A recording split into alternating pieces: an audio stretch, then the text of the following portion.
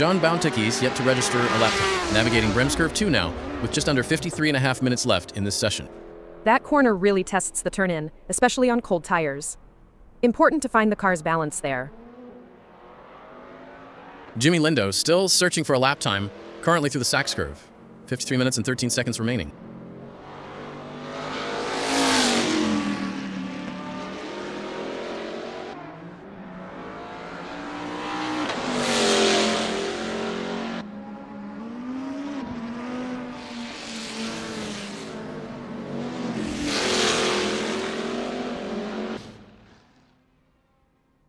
Niall Geoghegan yet to post a time, making his way through the Agip curve, now with 52 minutes 46 seconds on the clock. You really feel the lateral G-forces building there. Carrying momentum is key for a good run onto the straight.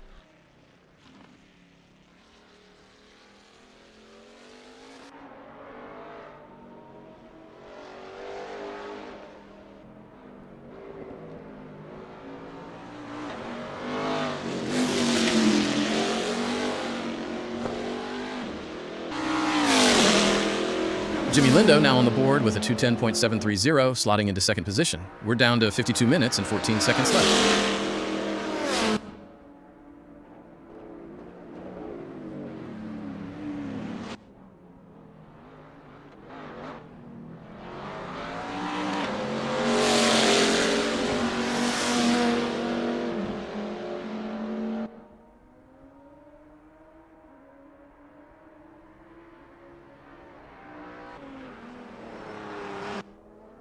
Josh Mitchell now with a 2:09.964, moving into second place.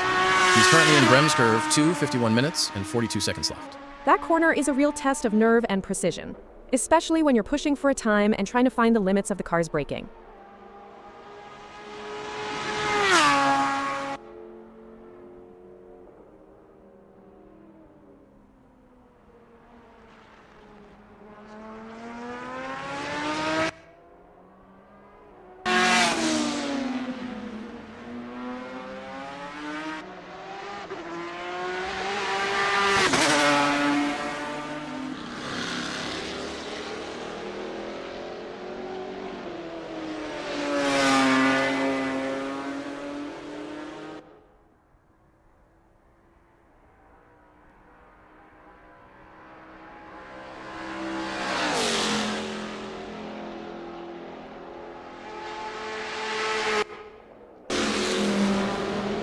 Greg Sabo still without a registered lap time.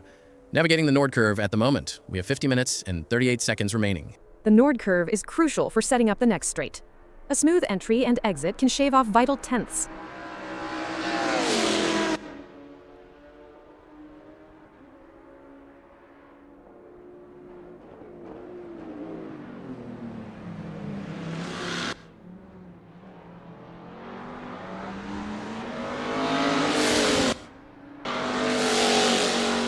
Martin Moll with the new fastest lap. A 2:07.833 puts him into P1. He's in the Ost curve with 50 minutes and 6 seconds still to run.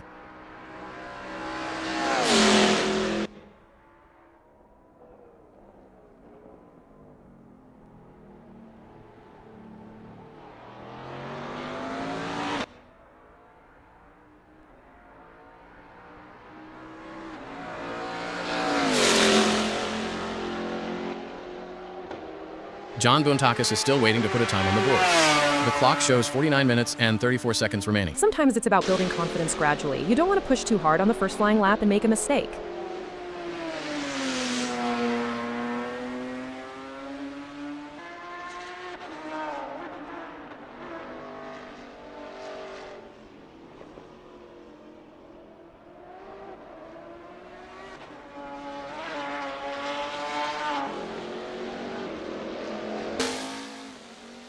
Jimmy Lindo improves slightly to a 2:10.160, holding on to third position as we approach 49 minutes remaining.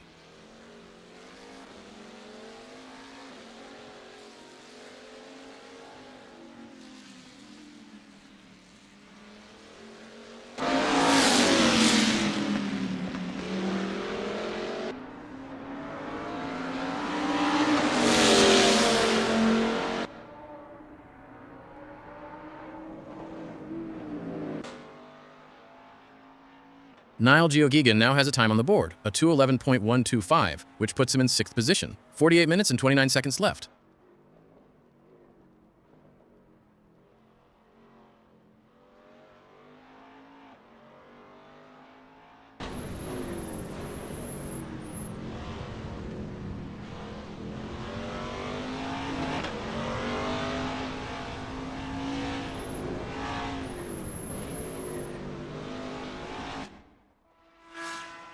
Josh Mitchell improves his time to a 2:08.462, moving up to 2nd place. We're now under 48 minutes, with 47 minutes and 57 seconds remaining.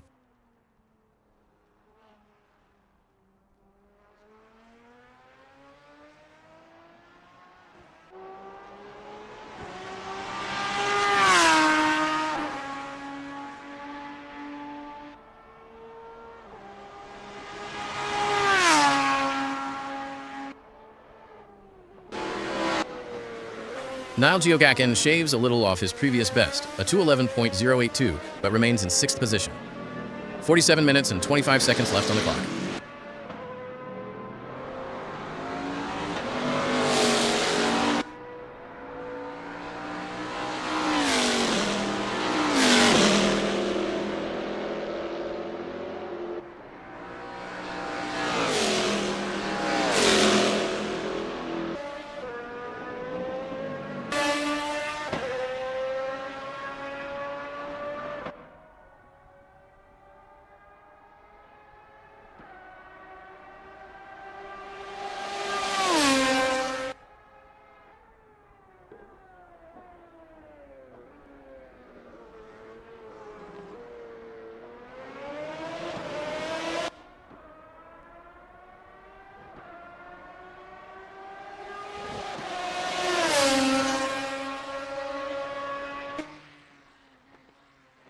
Josh Mitchell holds on to P2 with his 2:08.462. We're now at 46 minutes and 21 seconds remaining in practice.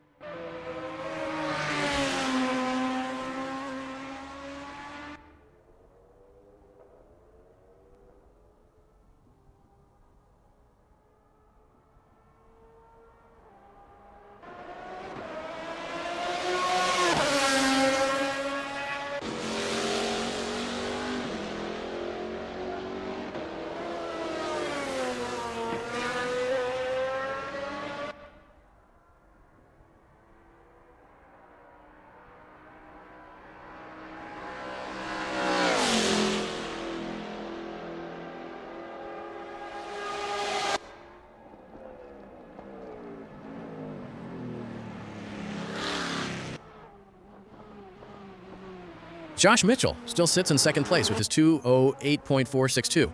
We're ticking down. 45 minutes and 17 seconds left on the clock. Maintaining that pace consistently over a run is what practice is all about. You want to see if the setup holds up lap after lap.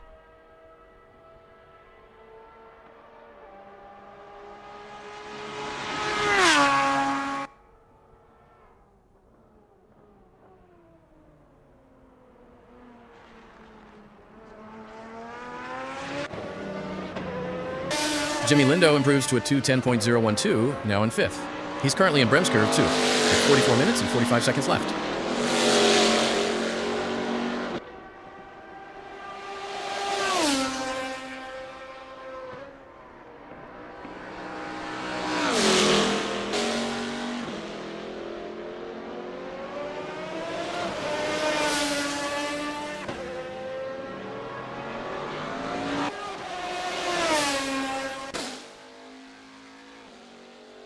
Maximilian Turbin yet to set a competitive lap time, currently in the Oscurve. 44 minutes and 13 seconds remaining.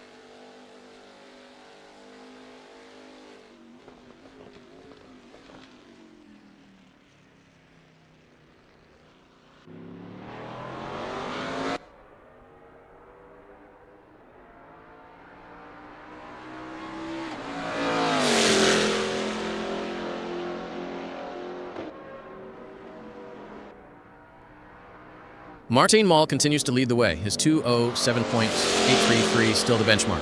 43 minutes and 41 seconds left on the clock.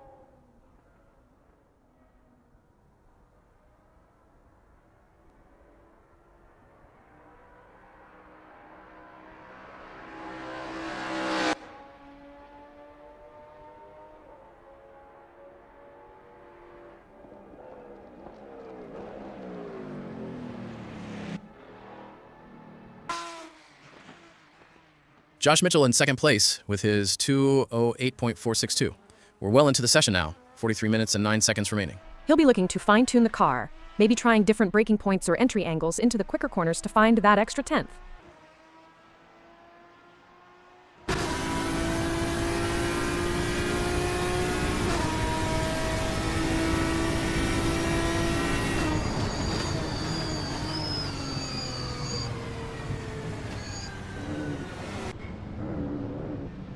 Maximilian Turbin still hasn't registered a time, currently navigating Bremskurve 1. 42 minutes and 37 seconds on the clock.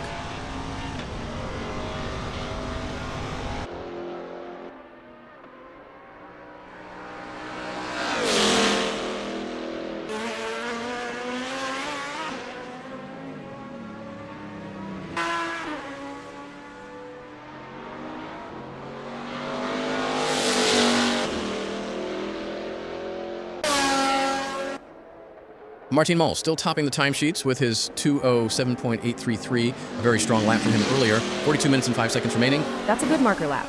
Now it's about consistency and seeing how the tires hold up over longer runs.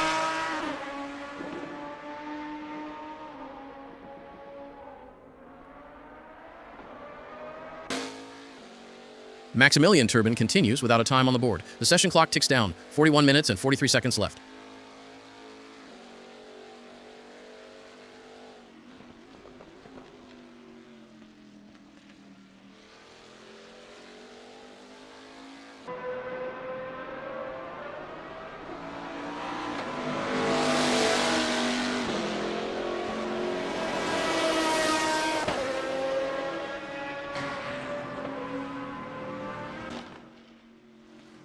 Jimmy Lindo holds 7th place with his 2:10.012. 41 minutes and 11 seconds remaining in practice. He might be trying some different lines or braking points to find that extra bit of pace. Sometimes it's a trade-off between corner speed and exit.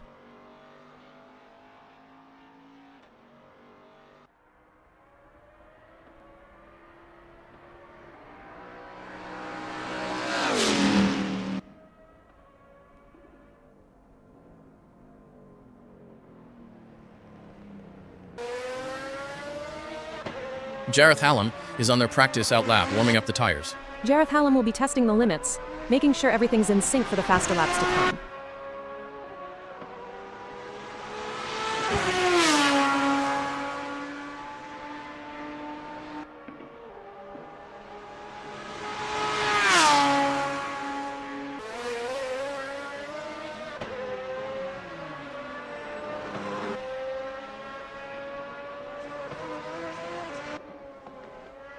Aidan McKenna sets a 2:08.935, good enough for 5th position. He's currently in Bremskurve 3, 40 minutes and 7 seconds left.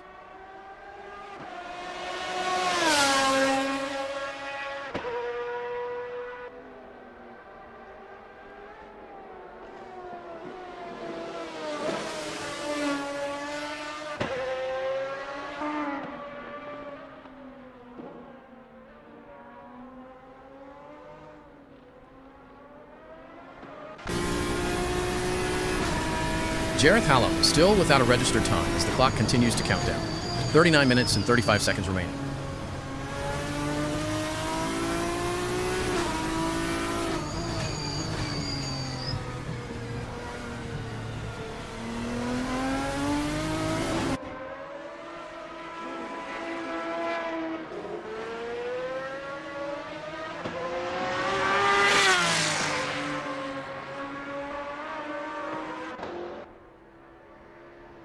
Now several laps into the session, Jimmy Lindo looks to refine their line and timing.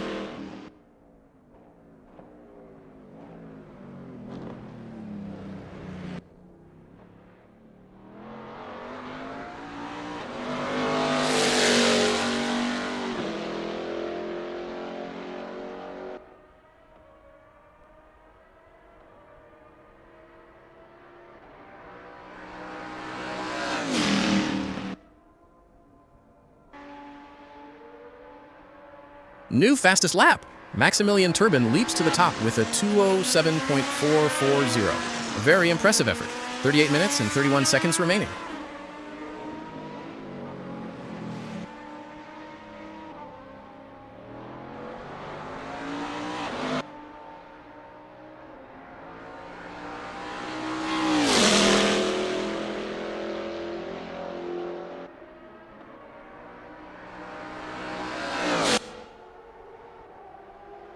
John just clocked 6:17.952. Can they improve on this lap?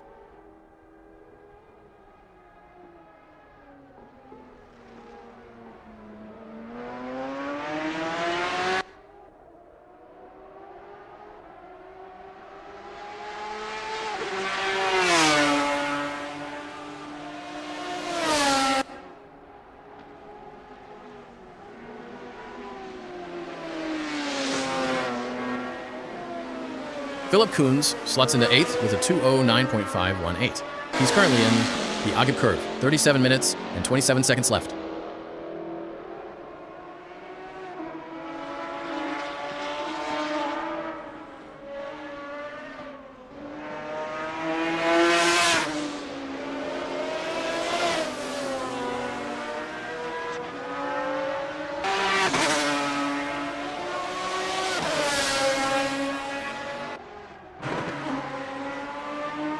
It's a lovely day for racing here at Hockenheim Ring 1998 as we watch these drivers warm up and get ready for the race.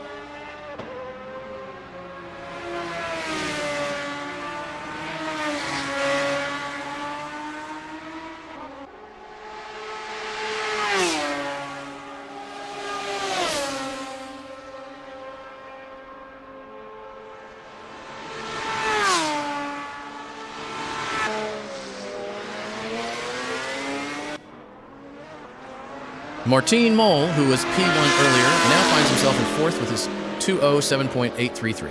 He's in the Ost curve, 36 minutes and 23 seconds left.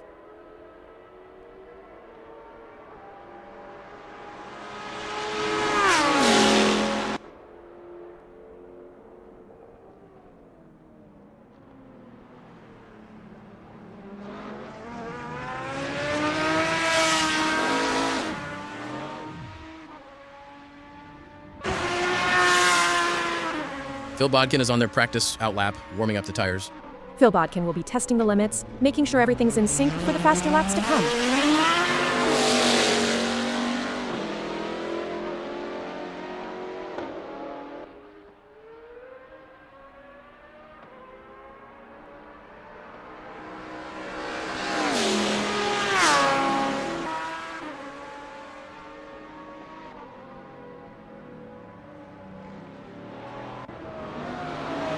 Aidan McKenna slips to 7th position with his 2:08.935.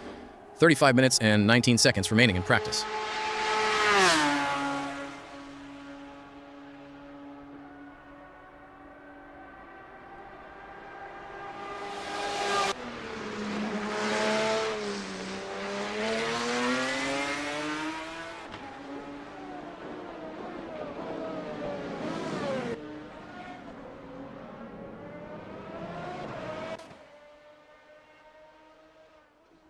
Phillips' last lap was a 2:08.460, aiming to shave off some seconds here. As the session progresses, Philip Koons is dialing in, looking more confident with each lap.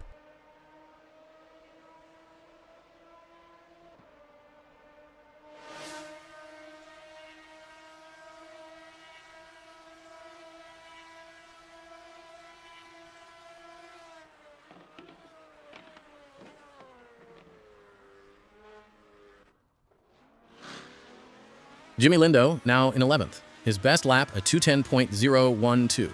He's in Brem's curve, 34 minutes and 15 seconds remaining.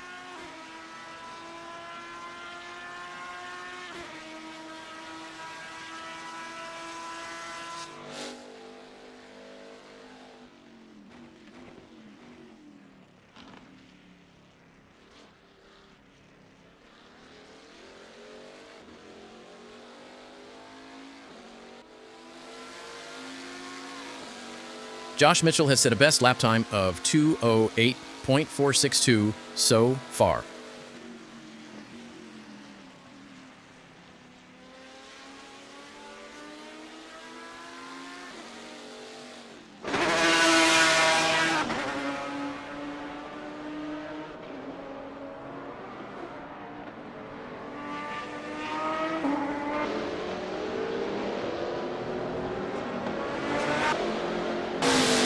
Martin Mol still in 4th with his 2:07.833. 33 minutes and 11 seconds remaining in this practice session.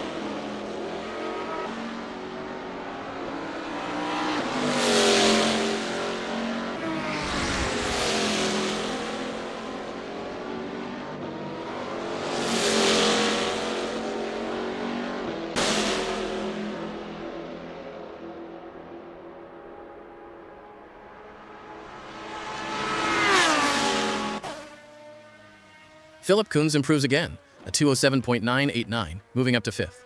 32 minutes and 39 seconds left on the clock.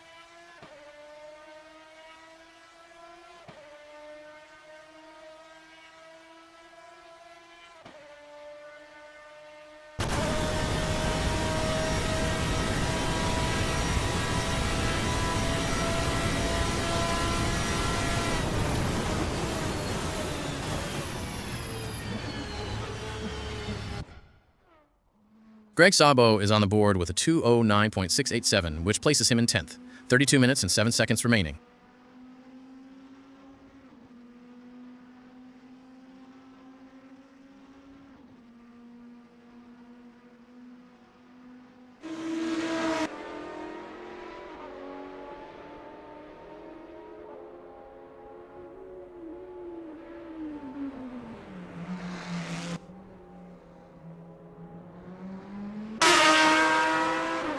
Jareth Hallam rockets up the order with a 207.494, putting him into 3rd. He's in the S-curve with 31 minutes and 35 seconds remaining.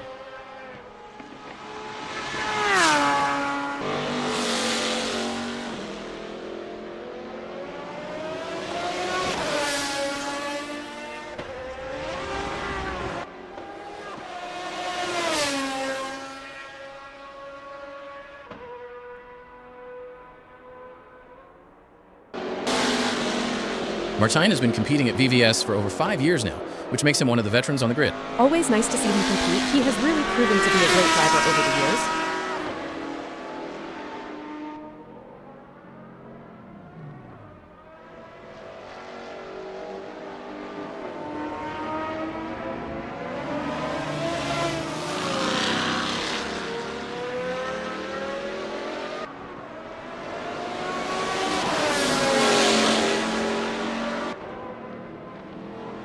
Maximilian Turbin just crushed the previous best.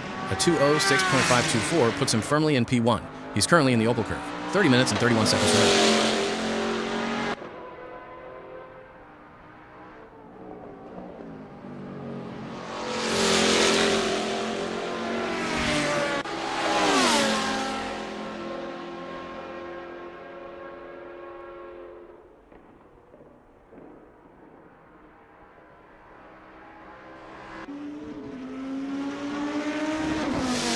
Sabo just clocked 209.687. Can they improve on this lap? As the session progresses, Greg Sabo is dialing in, looking more confident with each lap.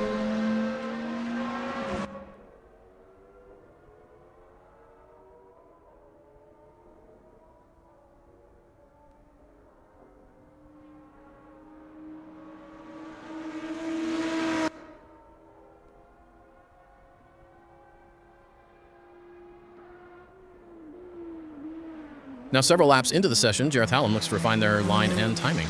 Jareth is really starting to push now, analyzing every sector for potential improvements.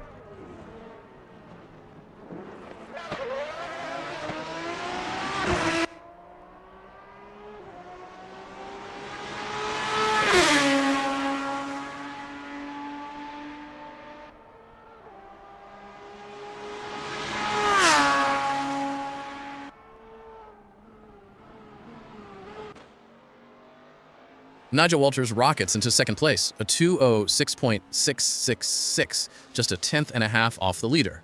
28 minutes and 54 seconds remain.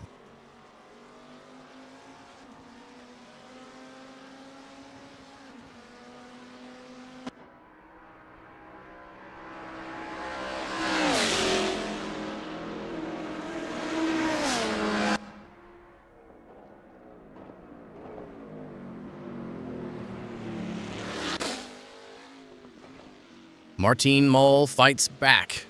A 206.423 puts him back into the lead, just ahead of Walters. What a battle. 28 minutes and 22 seconds left.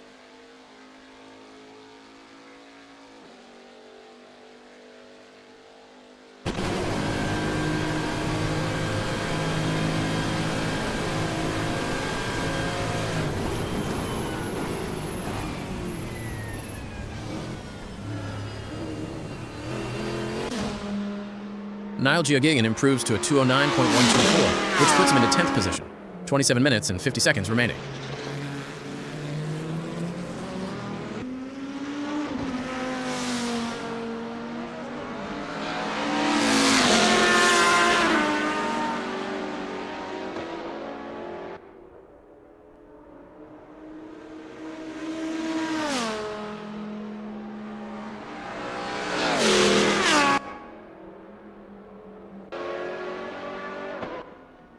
Philip's last lap was a 209.622, aiming to shave off some seconds here.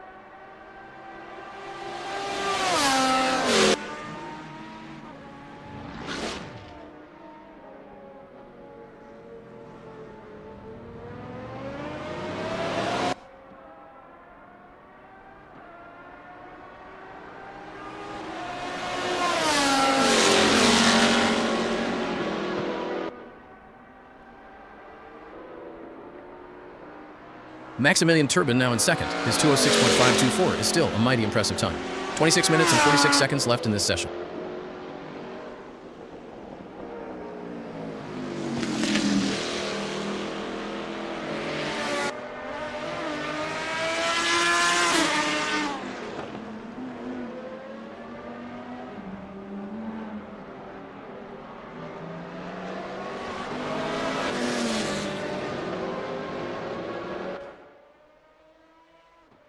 Daniel Kosick begins their outlap, feeling out the track conditions. This outlap is crucial for setting up the car's systems and getting a feel for the track.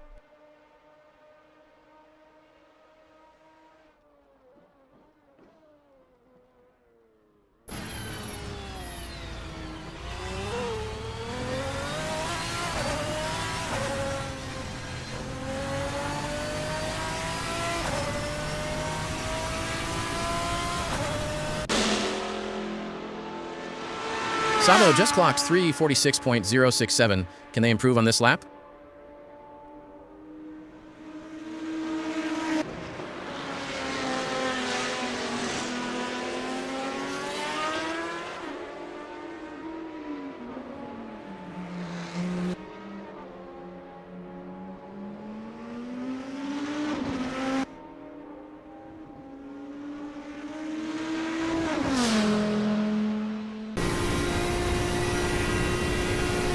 Jarrett's last lap was a 2:07.164, aiming to shave off some seconds here. As the session progresses, Jarrett Hallam is dialing in, looking more confident with each lap.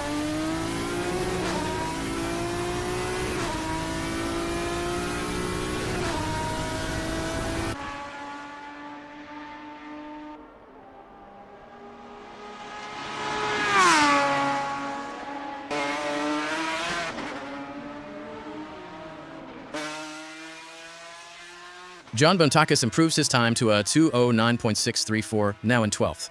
He's in the Ost curve, 24 minutes and 38 seconds remaining.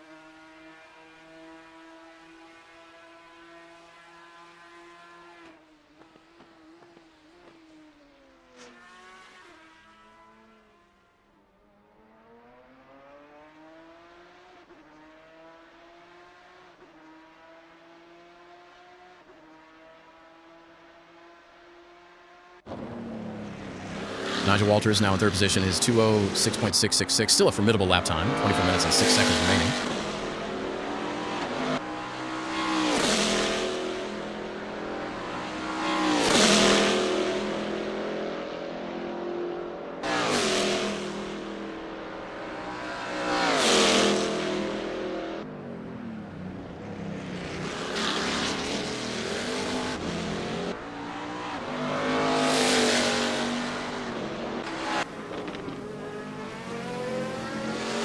Maximilian's last lap was a 2:08.690, aiming to shave off some seconds here. Maximilian is really starting to push now, analyzing every sector for potential improvements.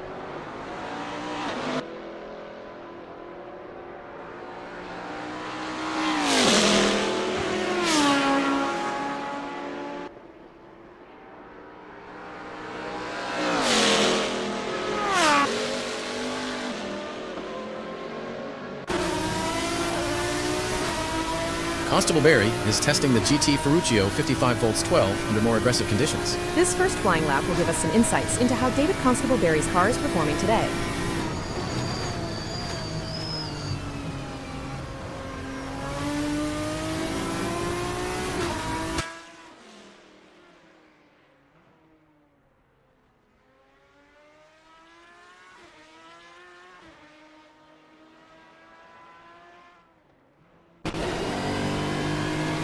Maximilian Turbin remains in P2 with his 2:06.524.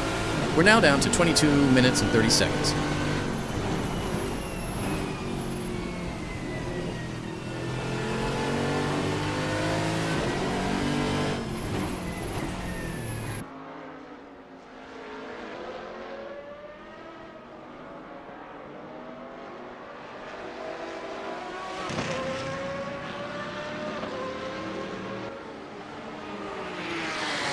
It's a lovely day for racing here at Hockenheim Ring 1998 as we watch these drivers warm up and get ready for the race.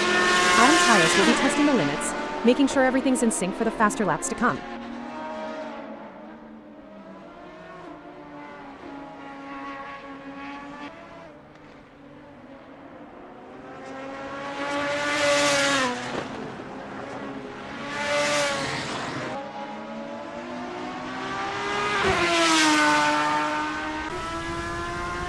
Jareth Hallam holds on to 5th with his 2:07.164. Just over 21 minutes left in practice.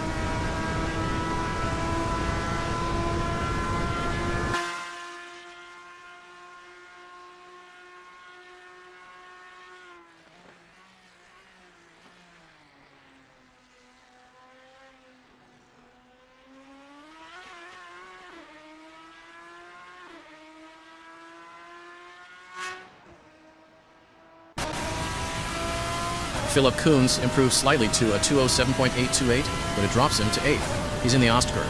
20 minutes and 54 seconds remain.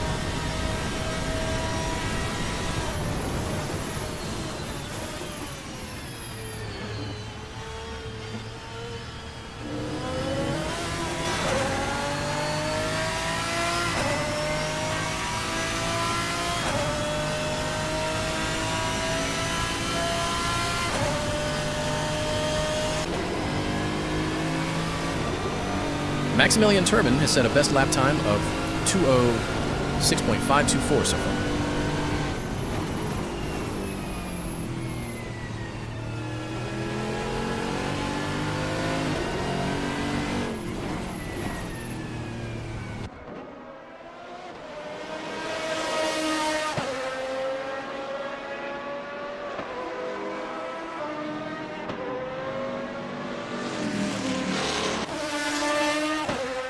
Daniel Kosick is on their practice outlap, warming up the tires. This outlap is crucial for setting up the car's systems and getting a feel for the track.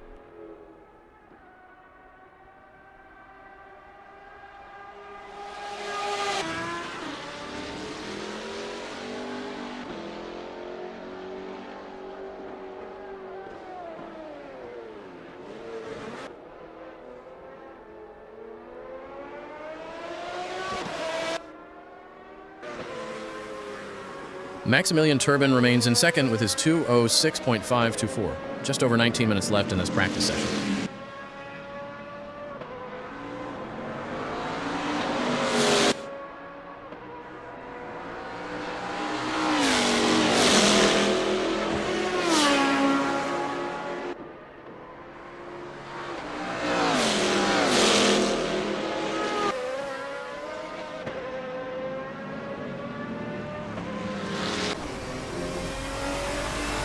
James Allen begins their outlap, feeling out the track conditions. James Allen will be testing the limits, making sure everything's in sync for the faster laps to come.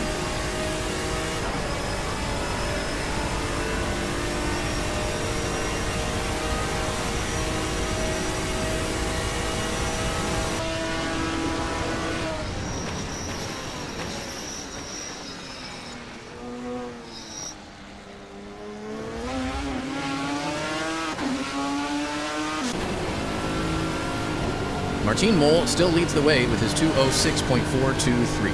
That time stands strong. 18 minutes and 14 seconds left.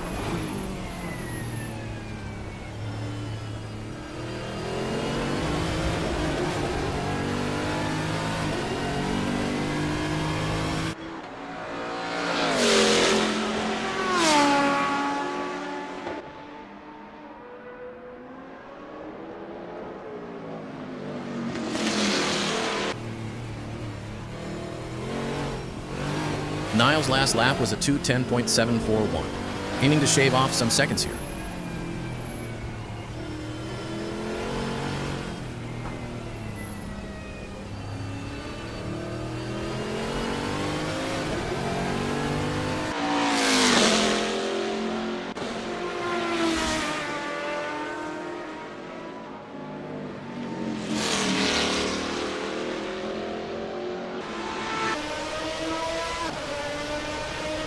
Daniel Kosick is now on their first flying lap. Let's see what they can do. Keep an eye on how Daniel Kosick handles the curves at Brems Curve 1.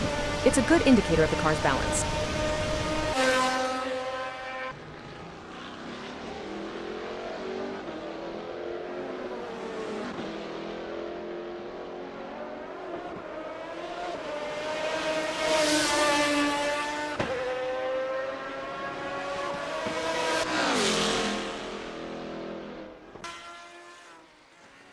Adam Tyus sets a 209.380, placing him in 14th.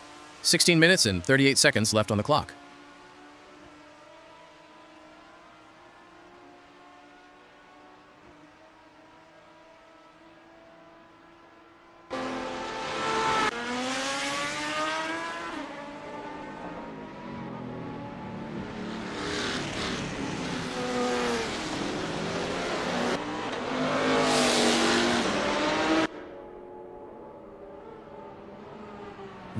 DCB just clocked 207.151.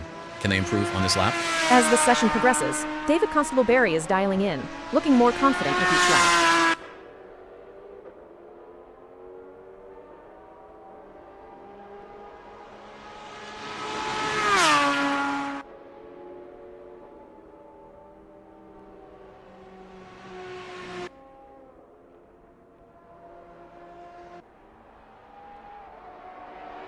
Alan is testing the GT Tornado V12 under more aggressive conditions.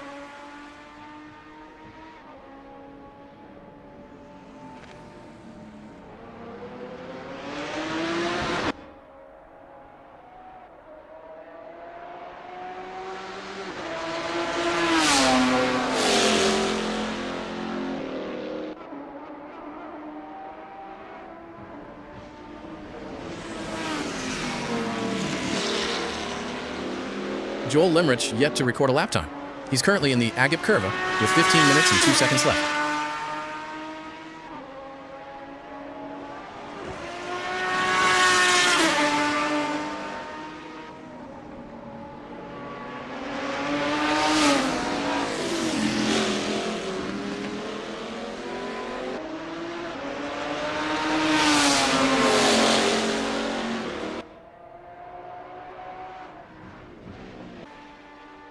Thomas Kruger Dorado still has no lap time on the board.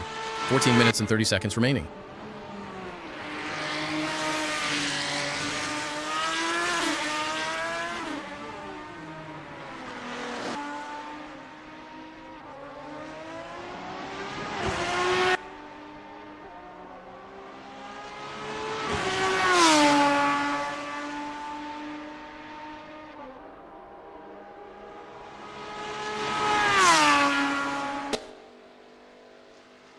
Now several laps into the session, Jimmy Lindo looks to refine their line and timing.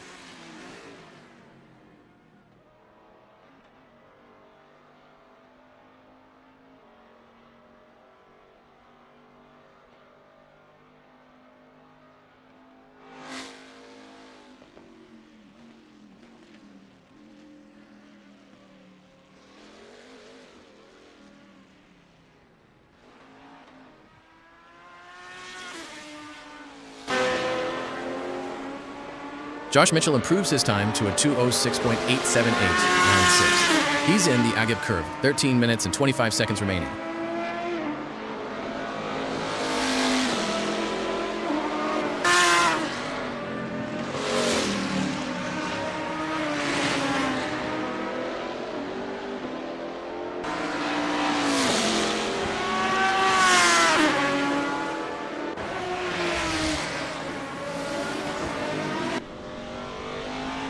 Niall Geokeegan drops to 13th with his 2:09.124. He's in the Nord Curve now.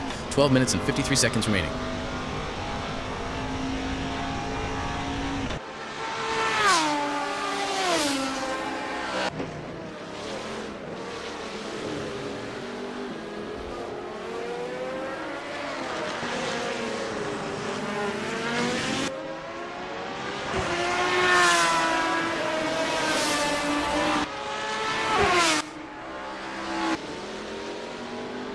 Jimmy Lindo just clocked 2:25.149.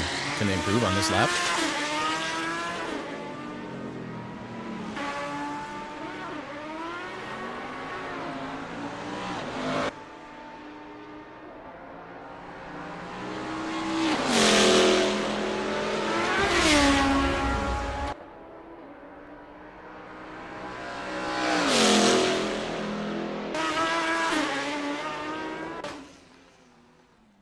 Now several laps into the session, James Allen looks to refine their line and timing. David Constable Barry flies into third position, a 2:05.819. That's a serious lap. 11 minutes and 43 seconds left.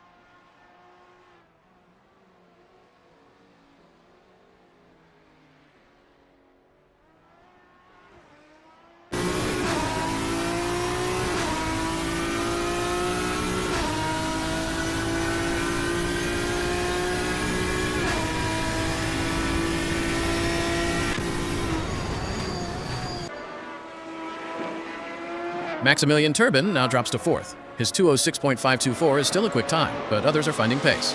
11 minutes and 11 seconds remaining.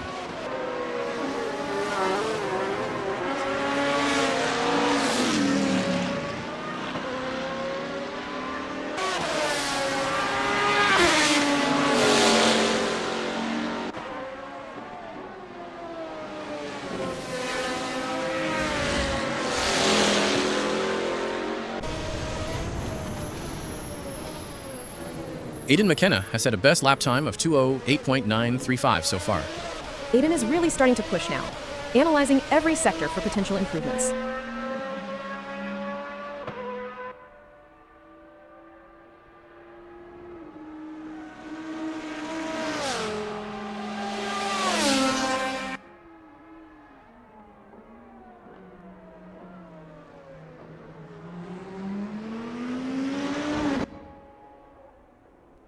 James Allen drops a spot to 10th.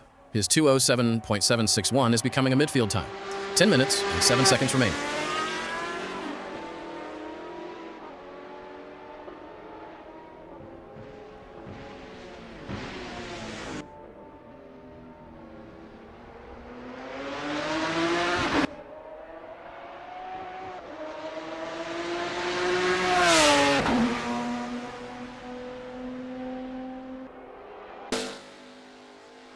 Maximilian Turbin now in 5th as other drivers find their rhythm. His 2:06.524 is still a solid time. 9 minutes and 35 seconds left.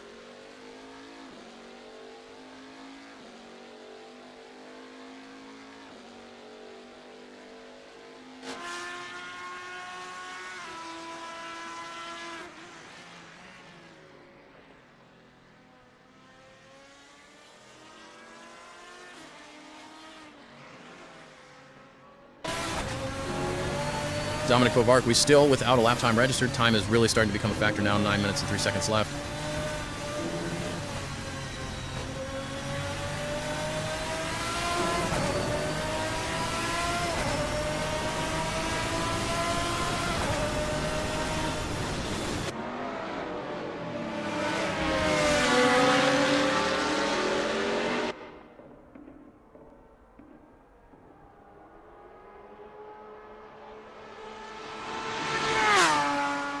What does Rich Snape and Severus Snape have in common?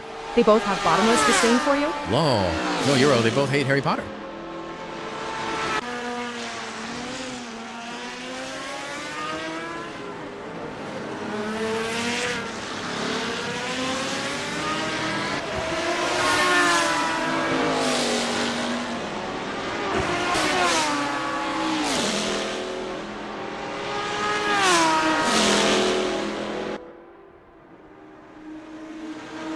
Gio Keegan just clocked 2:11.239. Can they improve on this lap?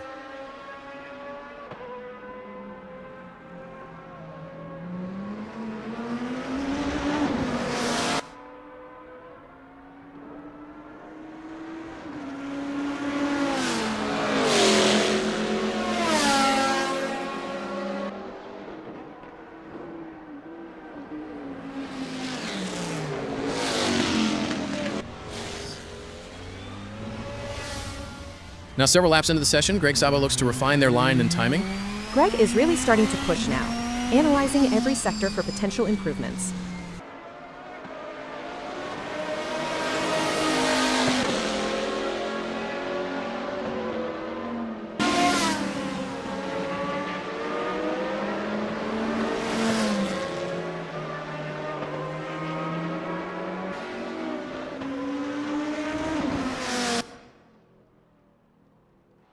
Niles' last lap was a 6 o'clock .267, aiming to shave off some seconds here.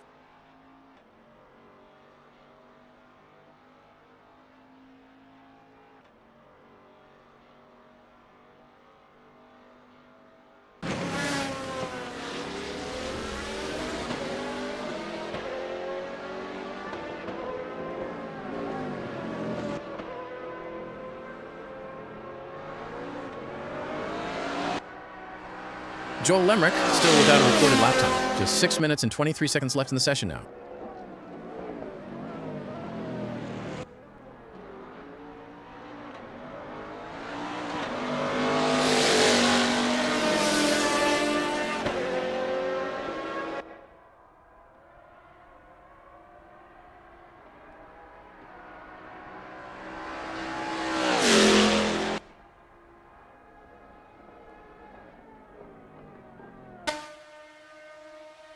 Daniel Kocius drops to 18th. His 2:09.652 is just not competitive enough today.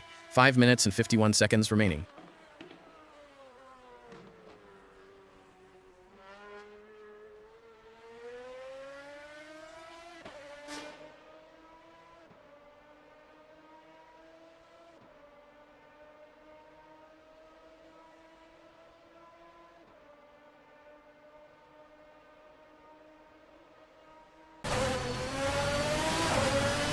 Aiden McKenna has set a best lap time of 2:08.935 so far. Aiden is really starting to push now, analyzing every sector for potential improvements.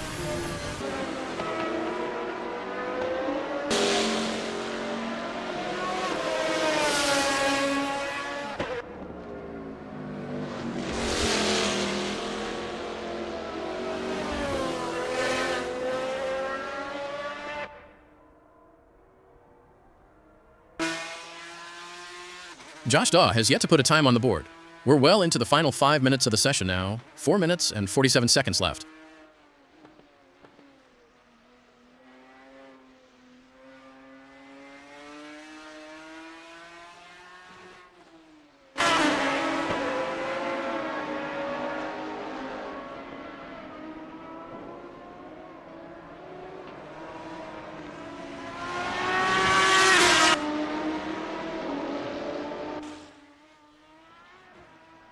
Now, several laps into the session, David Constable-Berry looks to refine their line and timing.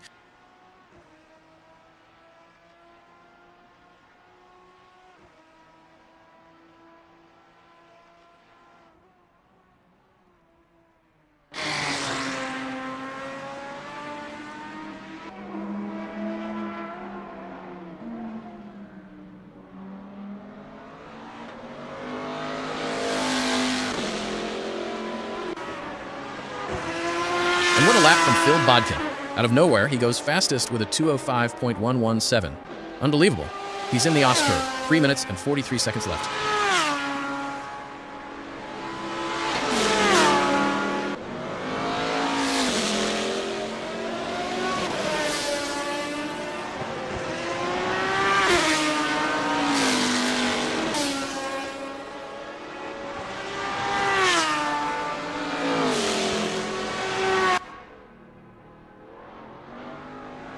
Jimmy Lindo has set a best lap time of 2:06.827 so far. As the session progresses, Jimmy Lindo is dialing in, looking more confident with each lap.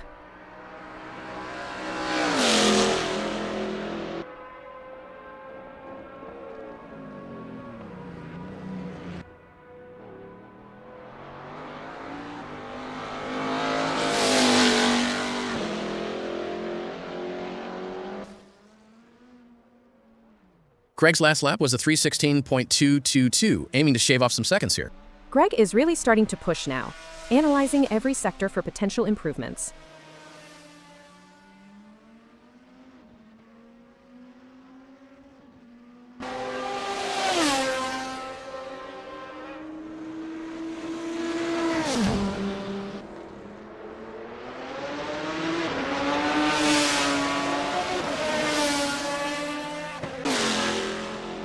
Nigel Walters now in 11th. His 2:06.666, dropping him down the order. 2 minutes and 7 seconds remaining.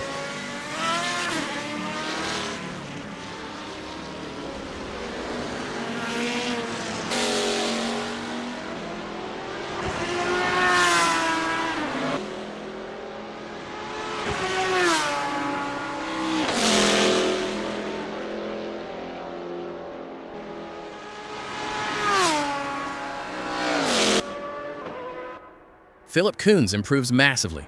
A 2:06.072 puts him up to 8th position. Just 1 minute and 35 seconds left now.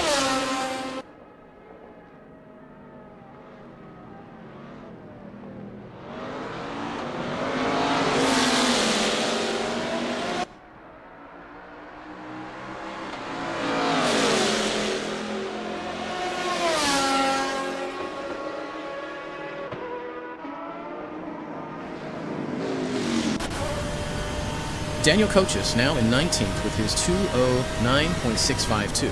Time is nearly up in this session.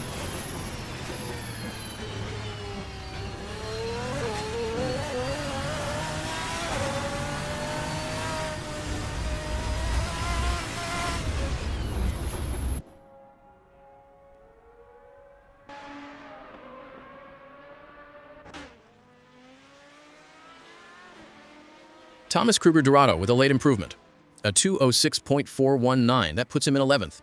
He's in the Sox curve with only 37 seconds left. That's a strong final push from him. You often see the best times right at the end when the track is at its quickest.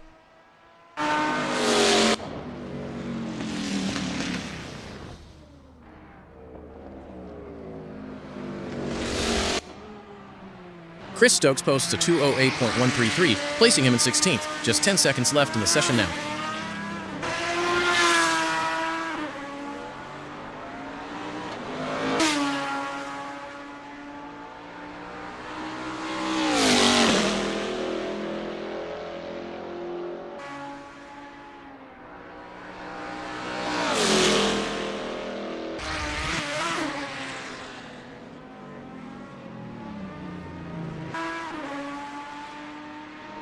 David Constable-Berry is now in 4th position with his 2:05.598, currently in the Ost curve. Only 21 seconds remain.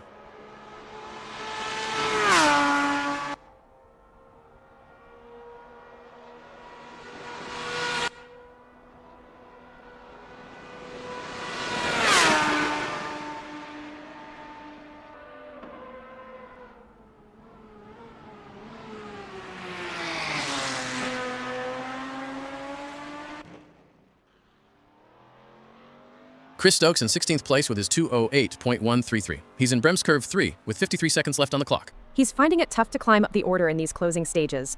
Every corner counts now.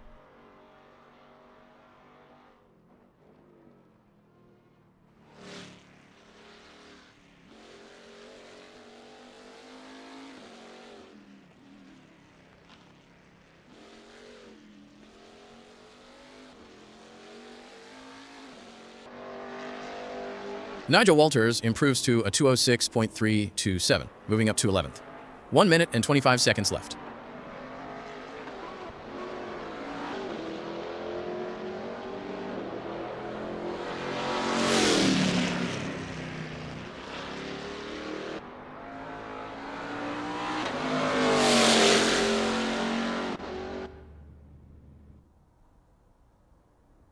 Chris Stokes holds 16th position with his 2:08.133. Just under 2 minutes remain in this practice session.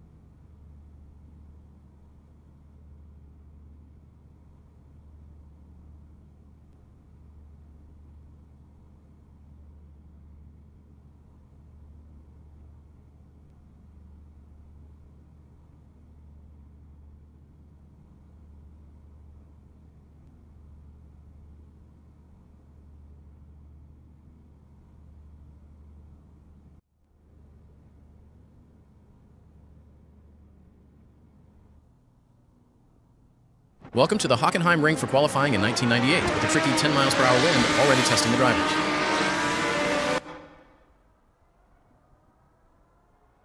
The clock is ticking here at Hockenheim, 9 minutes and 47 seconds left, and Martin Moll still needs to get a lap time on the board.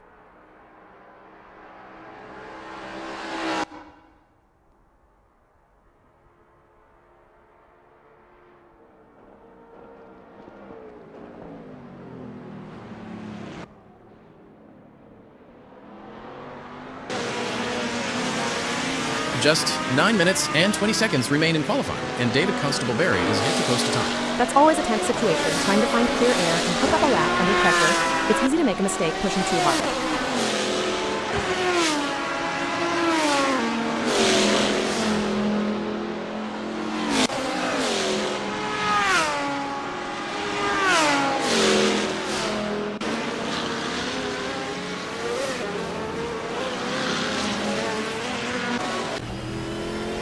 Jimmy Lindo is currently through the Oz curve, still needing to set a time with only 8 minutes and 48 seconds left in the session.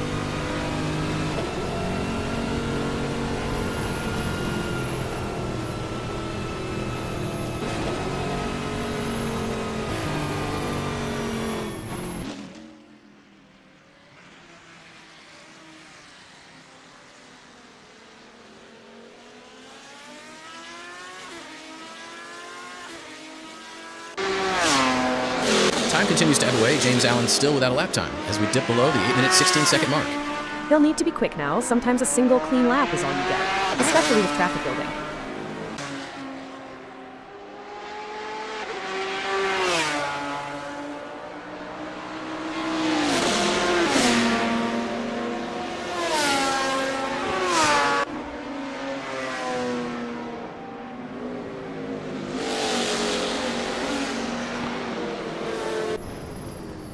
Martin Moll still hasn't posted a time. 7 minutes and 44 seconds remaining here in qualifying. This is where the pressure really builds. You can't afford any errors now. Every corner counts.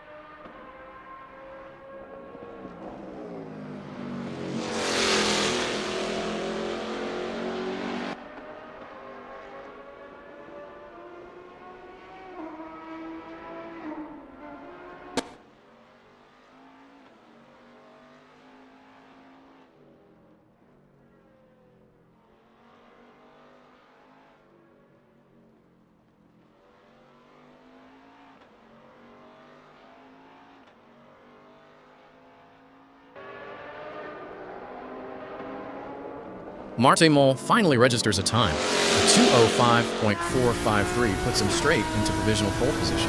That's a solid lap to open with, especially under the pressure he was facing. Getting that first time down is always a relief, then you can start refining it. Daniel Kuchis is on the start Zeal straight, yet to set a time with just 5 minutes and 25 seconds left in this qualifying session.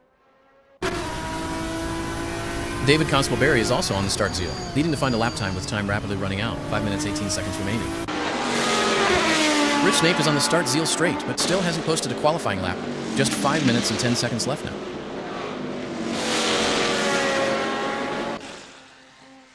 Josh Mitchell is in the Agip curve, and he's running out of time to set a lap. We're at the 5-minute mark now. This is crunch time. The tires will be up to temperature. Now it's about holding it all together for one perfect lap.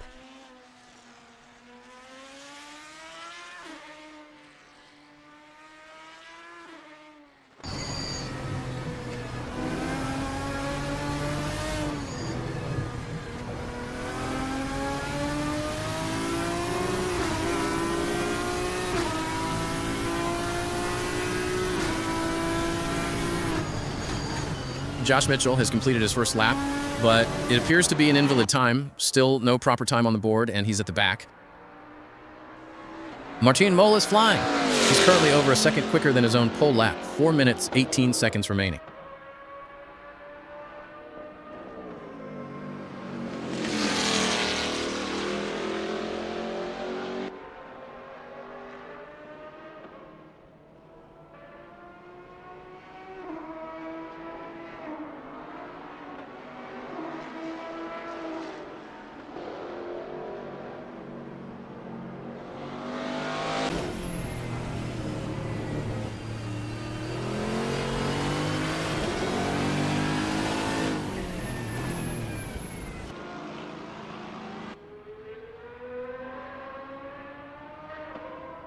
Martin Mol completes another lap, but it doesn't improve his provisional pole time of 2:05.453. Phil Bodkin is looking to improve his third-place time, currently running 0.02 of a second faster than his best. Every tenth counts. With so little time left, he's pushing the limits, trying to find that extra bit of pace.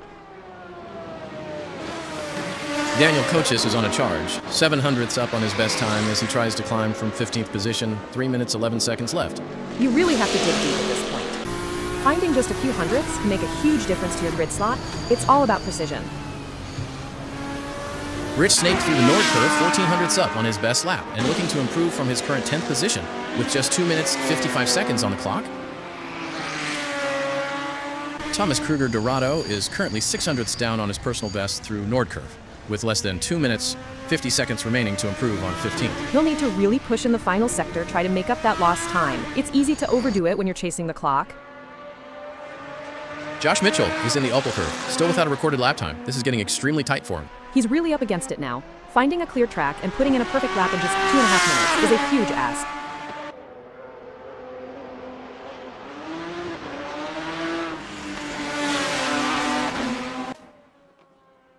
Philip Koons is showing great pace, over 0.3 quicker than his best lap. Currently P7 with just 2 minutes 11 seconds to go. Koons improves. He shaves time off his best, now at 2:06.194, moving him up to P6.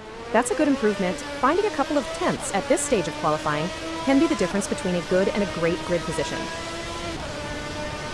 Daniel Kochis is looking strong, currently a 10.5 quicker than his best lap, trying to improve from 16th with 1 minute 46 seconds remaining.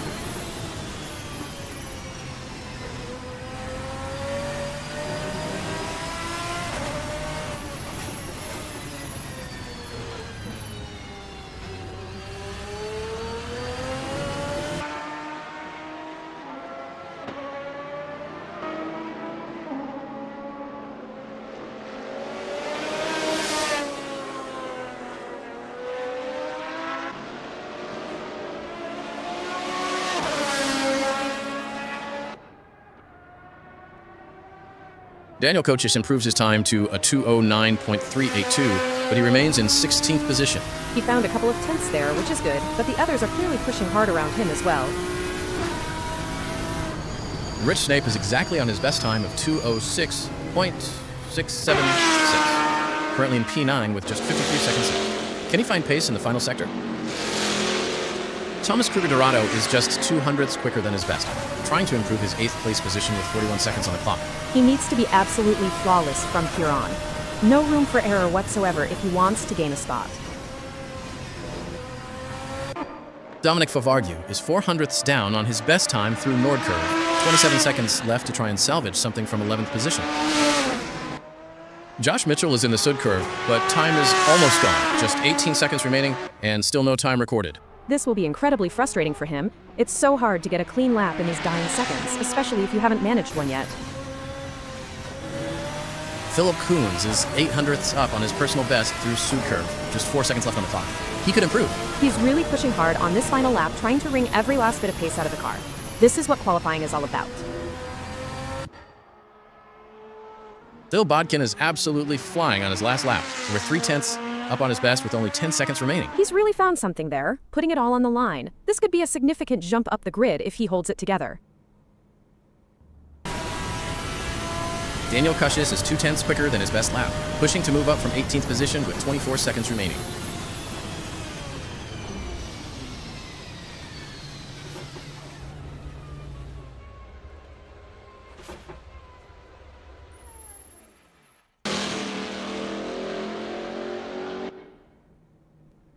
Nigel Walters is on an incredible lap through Agap currently over 0.6 faster than his best, and he's in 14th with just 43 seconds left.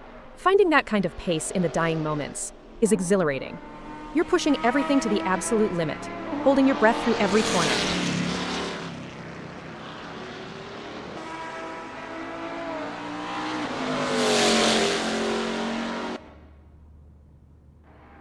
Nigel Walters improves dramatically. A 2:06.680 pushes him up to 12th position. Thomas Kruger-Dorado on the start Zeal, 0.2 faster than his best time, looking to improve from P8 with 1 minute 19 seconds left. James Allen is absolutely flying. He's over a second quicker than his best lap through the Agap curve, currently P16 with 1 minute 28 seconds to go.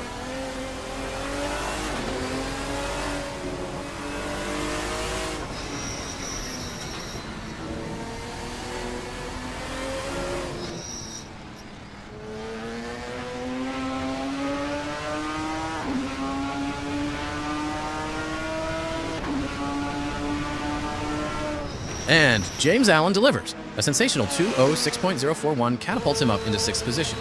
What a lap from him really pulled it out of the bag there. That's the kind of last gasp effort that makes qualifying so exciting.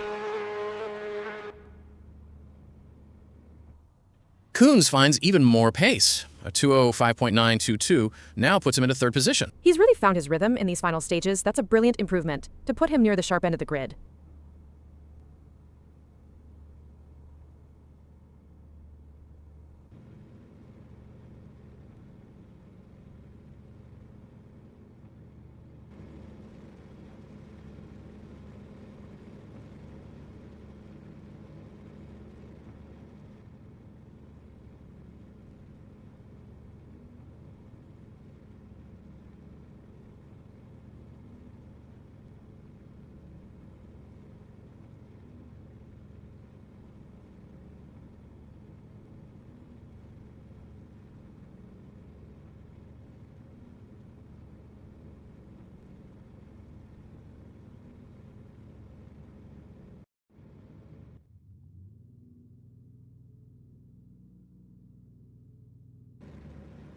Welcome to the Hockenheim Ring 1998.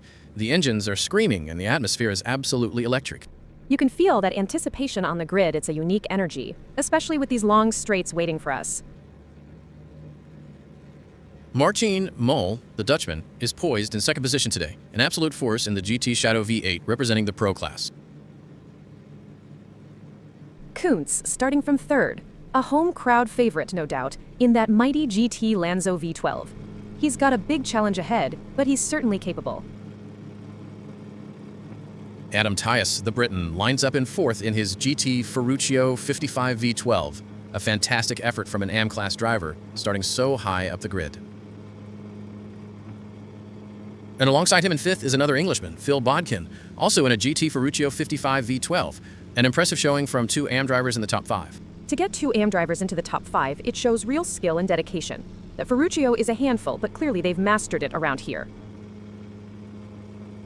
Further back, we see David Constable-Barry, another British driver, starting from 7th position in his GT Ferruccio 55 V12. Constable-Barry is a Pro-Am driver, so he's got that blend of experience. You know, sometimes those Pro-Am guys can really surprise you. They often have a point to prove. Next up, it's Joel Lemrich from the Netherlands, starting from 8th in the GT Shadow V8, an AM-class competitor. Another AM driver high up the grid in that Shadow V8. That car has a lot of grunt, but it needs a delicate touch. It's a real test of nerve at Hockenheim. Rounding out the top 10 is Josh Mitchell, representing Italy in his GT Ferruccio 55 V12, another AM-class driver looking to make an impact. Jareth Hallam from the UK in 11th, a Pro-Am driver in the Ferruccio. He'll be looking to make some early progress up through the field.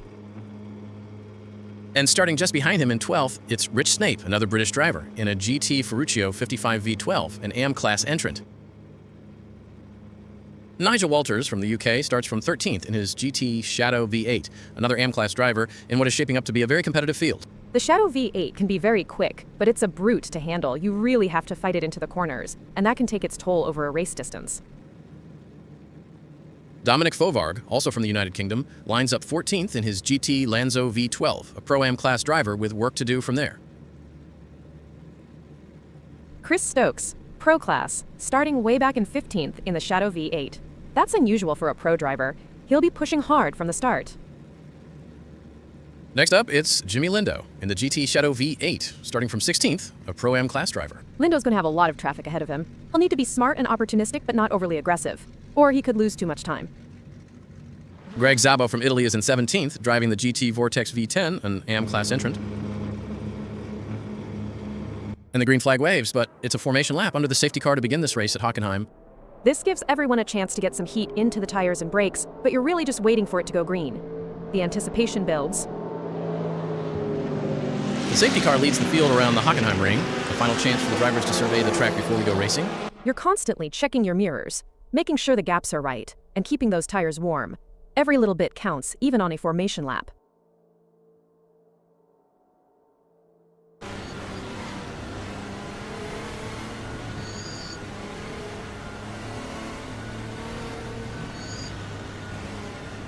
A calm before the storm, with the field snaking its way through the circuit, getting a feel for the conditions. You're always looking for any last-minute changes to the track surface, any puddles, anything that might catch you out. It's about being prepared. The tension is palpable, even at this reduced pace, knowing what's about to unfold when the lights go out. And you're trying to visualize that first corner, that run down to it, making sure you have your lines perfectly dialed in for when it counts. Maximilian Turbin, an AM class driver from England, starts on pole position today, a tremendous achievement in that GT Shadow V8.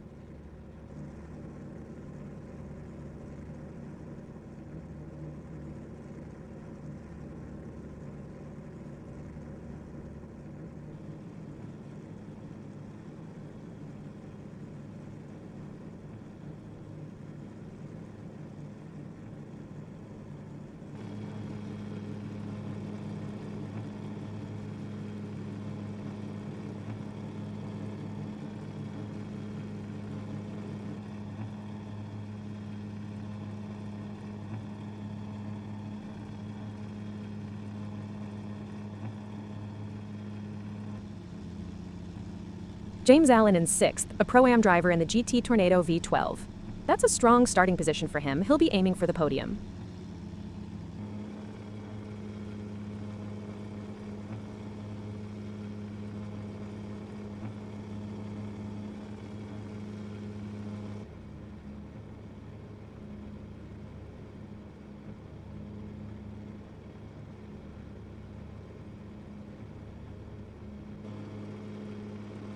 Thomas Kruger Dorado, another UK driver, starts from 9th in the GT Ferruccio 55 V12, a Pro-Am class contender.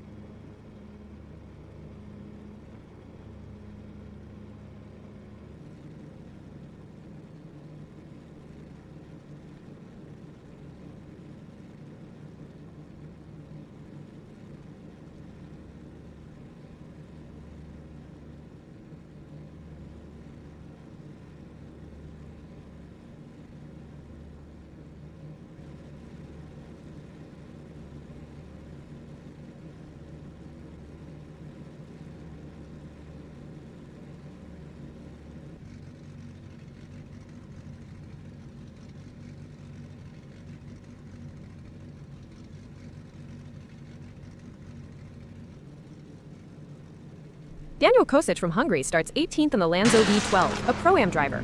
He's got a long way to climb, but the Lanzo has the pace. The cars are still tightly grouped, a beautiful sight as they navigate the Hockenheim ring, preparing for the true start. You're using every inch of this lap to fine-tune your mental map, especially how the car feels over the bumps and curves at a slower pace. That long sprint, down to the first corner will be crucial, and these drivers are just biding their time. Absolutely, you're constantly checking your mirrors, getting a read on who's behind you, and planning your attack for when the lights finally go out.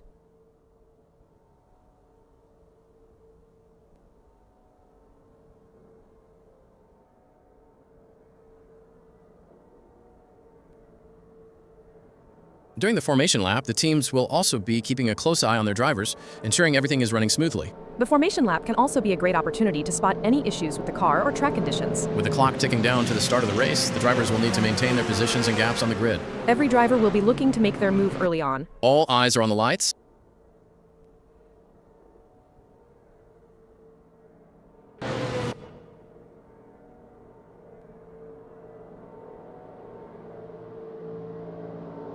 As the drivers make their way around the formation lap, tensions are high and excitement is palpable. This is the moment where they need to stay focused and keep their cool. Every move they make, every decision they take, could have a major impact on their chances of success in this race. It's a real test of their mental and physical preparation.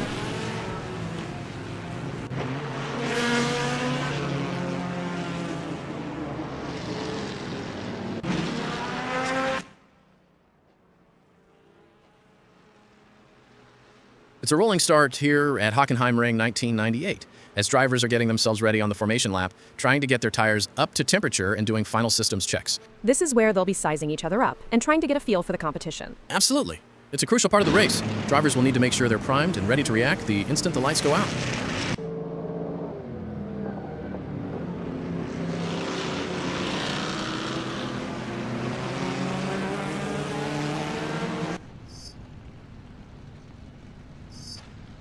The cars are absolutely static now on the grid, just the raw power waiting to be unleashed. You're holding your breath, trying to stay calm, but your heart is pounding.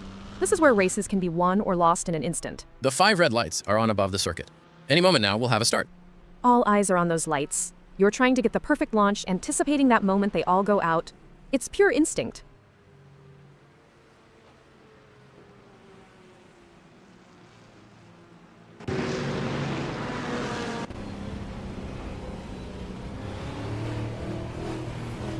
And the red lights are out. We are green, green, green at Hockenheim. What a launch! Everyone's fighting for position down into the first corner. Absolute mayhem already.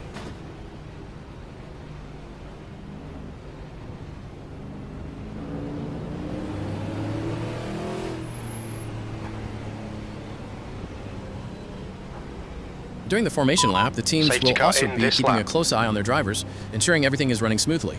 The formation lap can also be a great opportunity to spot any issues with the car or track conditions. With the clock ticking down to the start of the race, the drivers will need to maintain their positions and gaps on the grid. Every driver will be looking to make their move early on. All eyes are on the lights.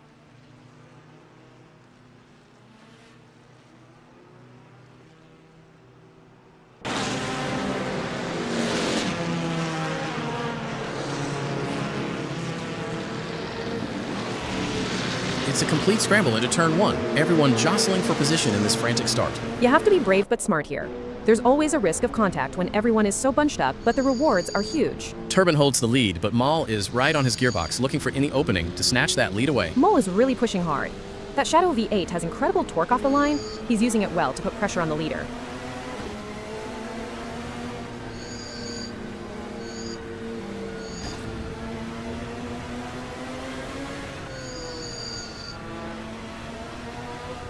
Green, green, green, let's go. Turbin holds his nerve through the first sequence of corners, fending off Maul for now, but the field is still incredibly tight. You really have to commit in those opening corners. It's easy to make a mistake when everyone is so close. Maul isn't strong though.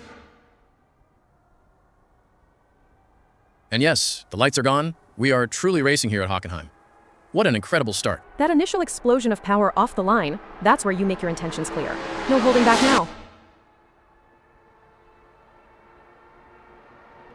Maximilian Turbin has lost the lead, now running in second place.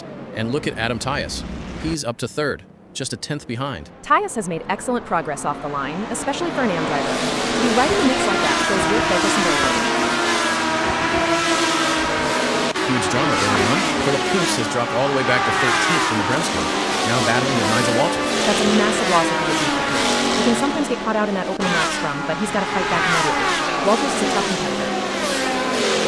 Kuntz continues to fall back, now in 15th, having lost a few more places. Walters is pulling away from him. Adam Tyus is now in 4th, a brilliant drive so far, right on the tail of James Allen in 3rd. He's really holding his own. Tyus has dropped back to 6th now, a gap opening up to James Allen. It seems the early pace might have been a bit much for the Ferruccio.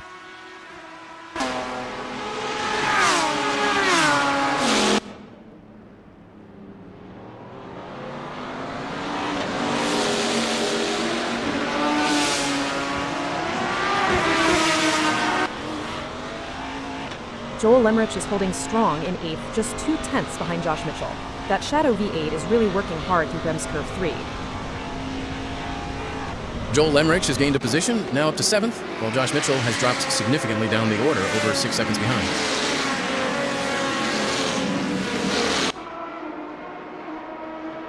As a former racing driver, Sky, how challenging was it to adapt your driving style to account for tire degradation throughout a race? It was a constant challenge, Hal. Tire degradation can change the car's balance and handling, so drivers need to be versatile and adaptable. It requires continuous adjustments to driving techniques and a keen understanding of the car's behavior. Chris Stokes, starting in 15th, has made some progress, now up to 15th, and closing on Dominic Fovard in the Ultra Pro. Stokes is a third driver, so we expected him to climb. He's got the pace, and he's chipping away at that gap to Fovard. This is where he needs to be smart.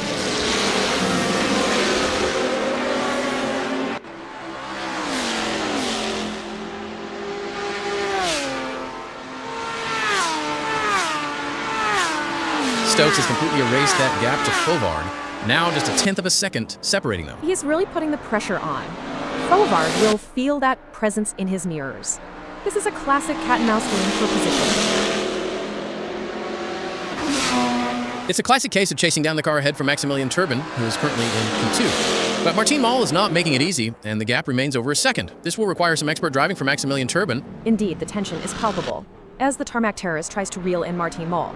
But Martin Moll is not making it easy, maintaining a consistent pace. And Maximilian Turbin finds the extra pace to bring the fight to Martin Moll. Philip Kuntz is attempting to recover some ground, now in 14th, just 2/10 behind Dominic Fovard in the Brems Curve. He's really had to work hard to get back into this. That Lanzo has pace, and he's finally starting to use it to fight his way back up the order. Kuntz has made the move. He's now up to 13th, with Fovard just behind him. A very quick response from the German.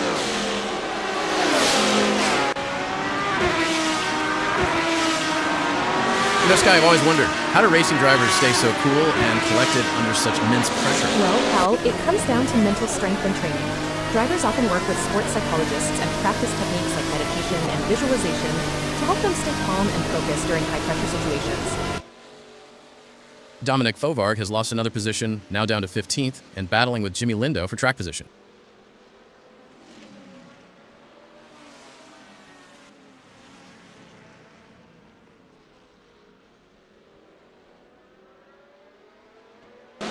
Lindo is starting to open up a small gap now. Fovard really struggling to hold the pace. It's tough. When you're battling like this, you can lose concentration and make small errors that add up. Fovard needs to regroup.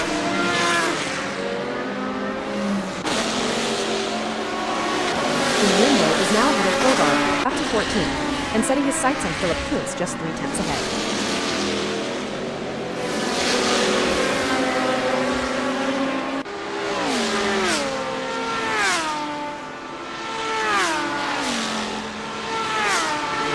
Lindo has closed right up to Kuntz, just 1/10 now. He's right on the gearbox of the German.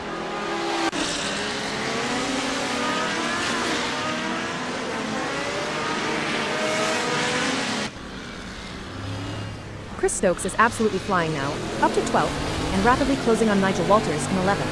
That's a great lap time for him.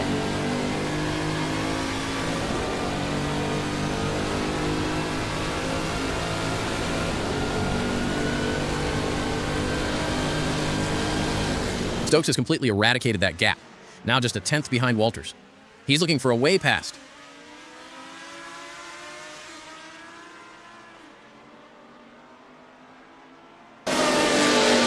Jareth Hallam is making good progress, now in 10th, and pushing Rich Snake for 9th position.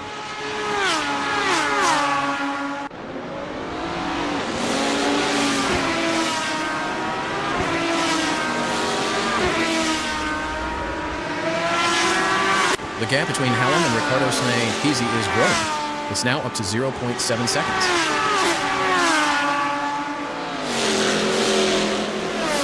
The drivers are showing their mettle today. It's a privilege to witness their skill on this challenging track. The stakes have never been higher. This is a battle of skill and nerves. That's right. These drivers are really pushing themselves to the limit. And it's incredible to see the level of determination they're bringing to the track. Absolutely. It takes a lot of courage to compete at this level, and these drivers have it in spades. Let's hope they can keep it up and give us a race to remember. More problems for Dominic Fogart. He's dropped all the way to 18th, now battling with Greg Sabo. This is a real struggle for him. He just can't seem to find any rhythm or defend his position. Something is not quite right there.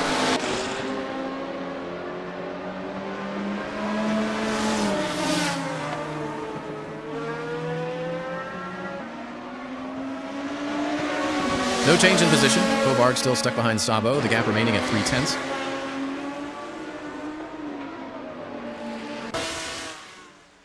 James Allen is really pushing in fourth, just 2/10 off David Constable-Berry, who has moved up into third position.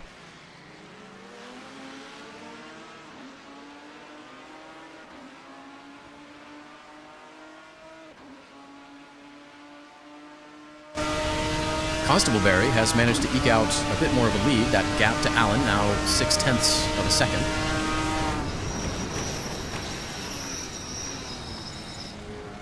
The track conditions are looking good here today. The drivers will be able to push the cars to the limit, and it's going to make for some exciting racing. The pursuit is on.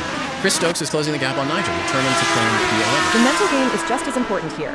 Chris must keep their cool while putting pressure on Nigel. A setback for Stokes, who has just been passed.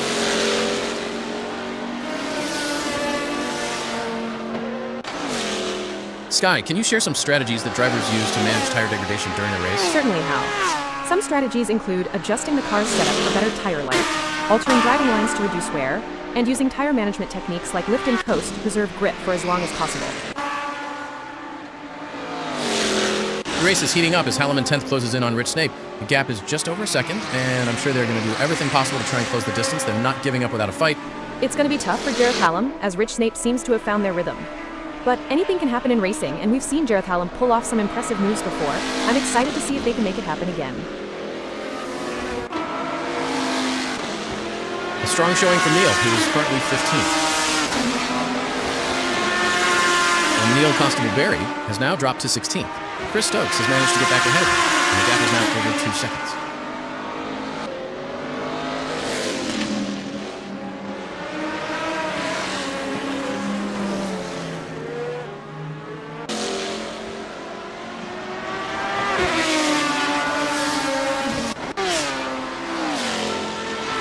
Kruger Dorado is on a charge, now up to 7th, and he's closing fast on Phil Bodkin in 6th. He's found some serious pace there.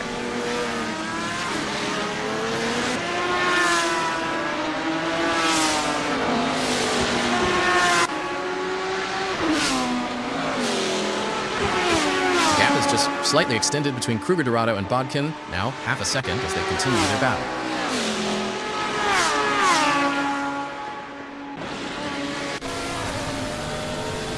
Philip Kuntz is still fighting, now in 13th, and right on the tail of Jimmy Lindo in 12th. He's steadily making up ground. Kuntz has made the overtake. He's up to 12th. Lindo is right behind him. A wheel-to-wheel battle. And Lindo strikes back immediately. Kuntz has lost the place again. They're practically glued together on track. Kruger Dorado is still hounding Phil Bodkin. The gap now just 3/10 as they battle for 6th position.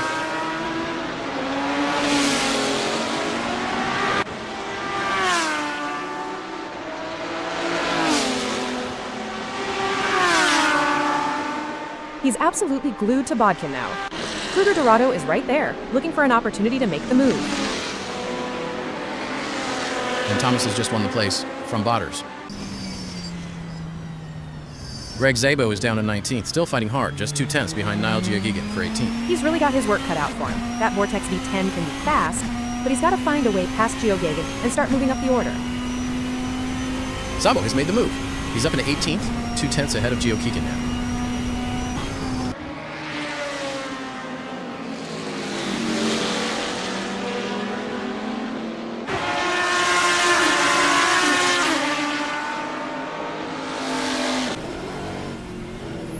Chris Stokes is now in 14th, closing on John Boontakis for 13th in the Opel Curve.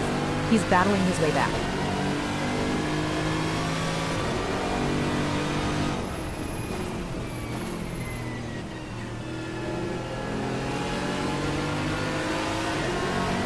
Stokes has completely closed the gap to Bountakis, now just a tenth behind. He's relentless in his pursuit. He's really aggressive in there. He's looking for any slight mistake, any hesitation from Bountakis. That's the pro mentality shining through. Josh Mitchell is now down in 20th, trying to catch Greg Sabo, just 0.2 ahead of him.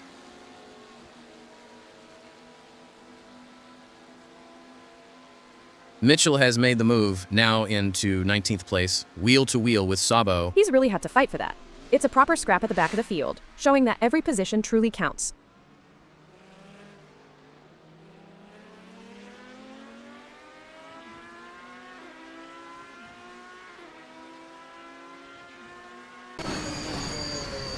John Bountakis is down to 15th, and he's now chasing Philip Kuntz for 14th place through Bremskurve 2.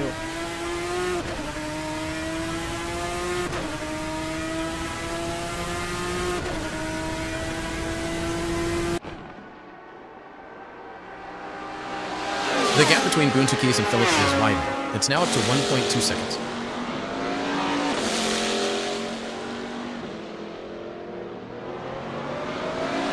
And we're back, where the drivers are showing us some incredible skills. Indeed, Hal. It's always exciting to see these skilled machines on the tracks. I mean, drivers.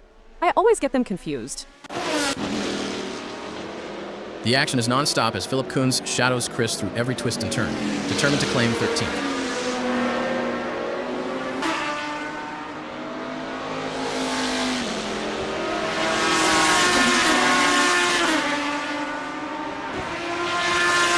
Kuntz needs to get more consistent. This guy, they have just put in a slower lap than Chris. It will be interesting to see if Chris can keep outpacing Kuntz.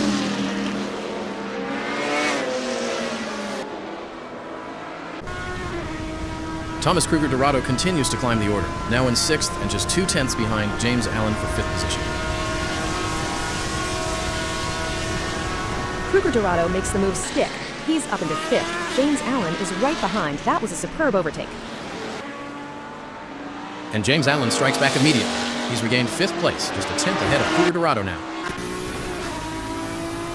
Phil Bodkin is still very much in this fight, running in 7th and just 0.3 behind Thomas Kruger Dorado for 6th. So the battle for 6th is not just between Allen and Kruger Dorado, but Bodkin is right there as well.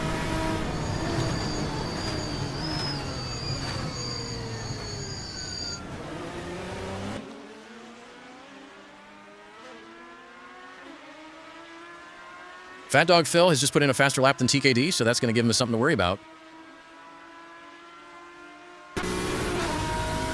Jareth Hallam is holding 10th place, still within striking distance of Rich Snape, half a second back in the Oscar.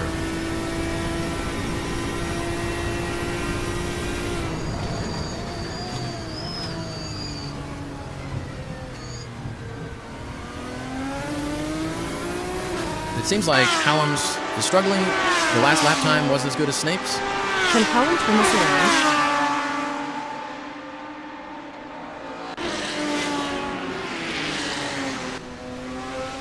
James Allen has dropped to 7th position now, battling with Phil Bodkin for 6th place to the Agip curve.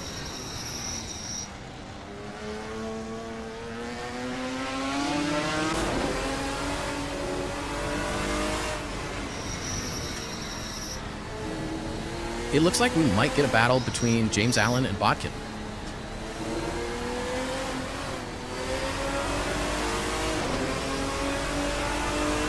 The drivers have been working hard to come up with the perfect race strategy. They've been looking at the weather, the track conditions, and the performance of their cars. Now it's time to put that strategy into action and see if it pays off. It's a battle of wills out there, with Josh Mitchell trying to outsmart and outmaneuver Niall Giagini. The gap is slowly closing, the time is running out. Will we see a dramatic finish to this race? This is where experience comes into play. Now Giagini has been in this position before and knows how to defend their position. But Josh Mitchell is hungry for success and won't give up easily. Will we see a clash of the Titans?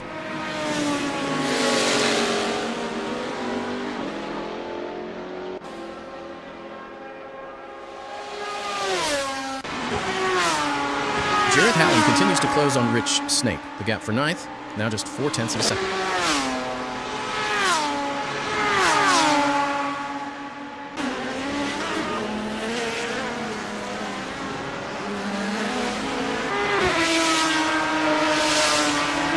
Hallam is pushing hard and has reduced the gap to Rich Snake to 0.3 seconds. He'll be looking for a mistake to pounce on.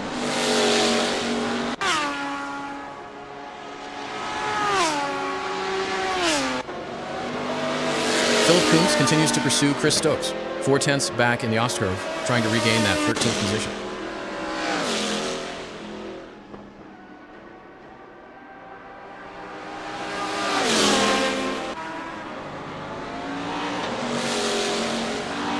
What a move. Philip Kuntz has moved up to 13th. That's what we like to see. Kuntz is really showing their class today.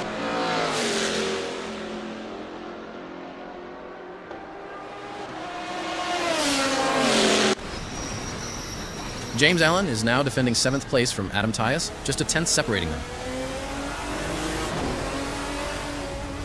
Hold your breath, folks. James Allen is sandwiched between two relentless competitors. Tyus 0.1 seconds behind, and Phil 0.2 seconds ahead. They're fighting tooth and nail for every position. Absolutely, Hal. The gaps to the cars ahead and behind are like windows of opportunity for Allen. They need to assess the timing and make their moves wisely to maximize their chances.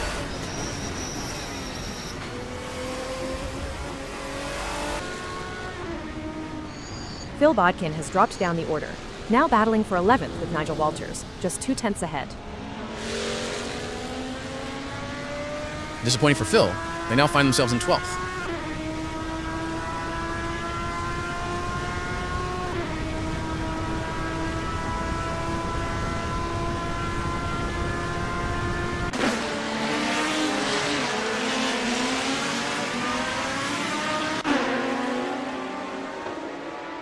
Looks like Mitchell is really pushing it to the limit. They're taking those curbs aggressively, but that can unsettle the car and cause handling issues. Indeed, taking too much curb can upset the car's balance, leading to oversteer or understeer. It's all about finding the right balance between speed and control.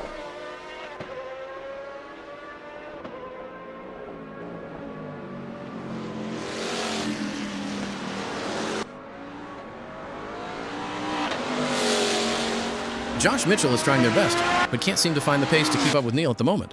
It's not over yet, but Josh Mitchell should get a move on if they want to catch up to Neil Constable-Berry. Gareth Hallam has made progress, now up to 8th, and pushing Rich Snape for 7th, 3/10 the gap.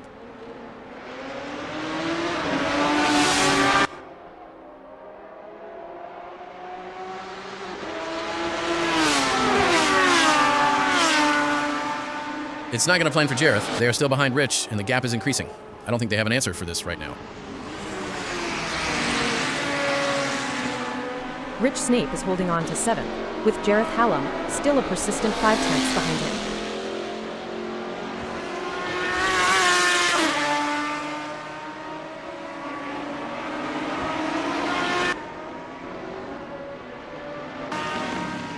Oh no, Sky, look at this. Jareth is closing in on Snape. The gap is now just 0.4 seconds. And we see Joel Lemrich heading into the pits from 5th position. That's a bold move so early from the frontrunners. Adam Tyus is currently in 9th place, with a gap of 7/10 to Jareth Hallam in 8th. He's got work to do there. Tyus has gained a position, now up to 8th, but Hallam is still ahead in 7th. The gap now 9/10.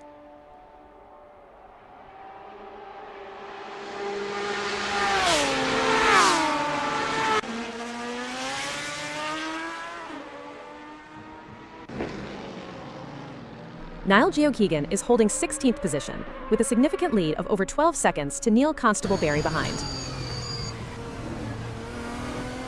The tension is building as Bodkin trails behind Nigel Walters. The gap is slowly but surely decreasing, and the pressure is mounting. Can Nigel Walters hold on, or will Phil Bodkin be able to close them down?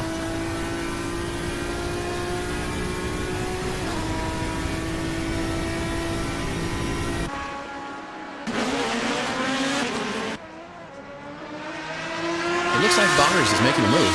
The gap to Nigel Walters is now down to 2.0 seconds. This is where the race gets really exciting. Both drivers will be pushing to the limit to gain the advantage. James Allen has dropped to 9th, but he's got a decent buffer to Phil Bodkin behind him over 2nd.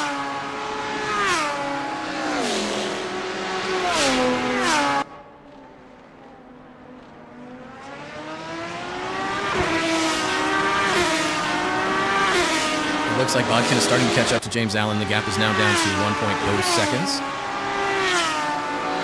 Phil Bodkin is now just 8/10 behind James Allen, really pushing hard to try and reclaim that position.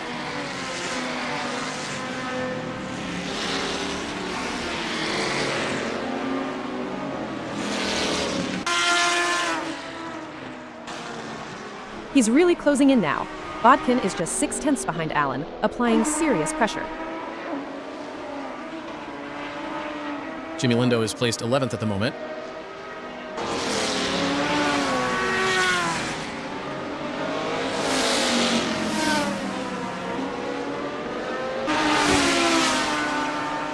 No change in that gap. Lindo still keeping Kuntz at bay by 9/10.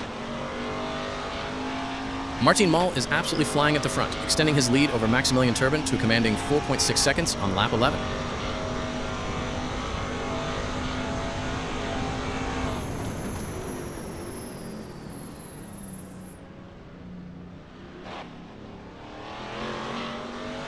Turbin has managed to shave a second off that lead, now 3.5 seconds behind Moll. He's really digging deep out there.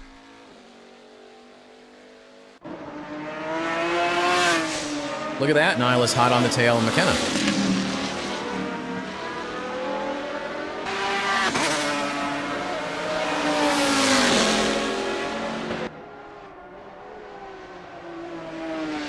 A great moment for Niall Geoghegan, who has just gained a place and moved up the standings. Absolutely. Geoghegan is really putting on a clinic out there, and they're making it look easy.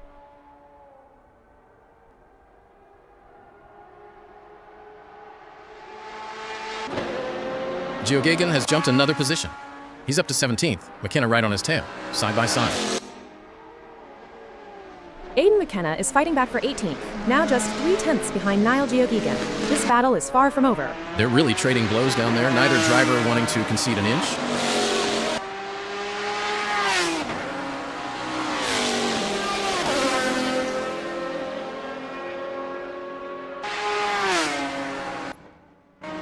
The gap between McKenna and Niall is growing. It's now up to 1.2 seconds. Martin Moll, the race leader, has headed into the pits. This opens up the lead for Turbin. Philip Kuntz has made his way into 10th place, now 6/10 behind Jimmy Lindo in 9th. He's really found his stride.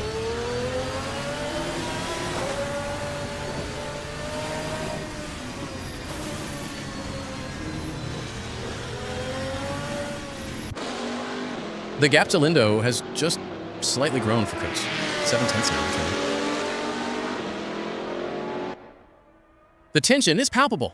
These drivers are showing tremendous respect for each other while going all out. It's a masterclass in clean, hard racing. You said it, Hal. The different lines they're taking demonstrate their strategic thinking. It's fascinating to see how they adapt their approaches to gain an advantage.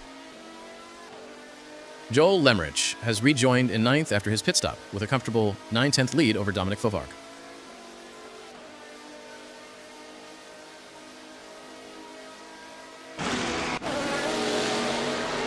Chris Stokes is in 14th, a substantial gap of over 3 seconds to Jimmy Lindo in 13th. He's struggling to regain that early pace.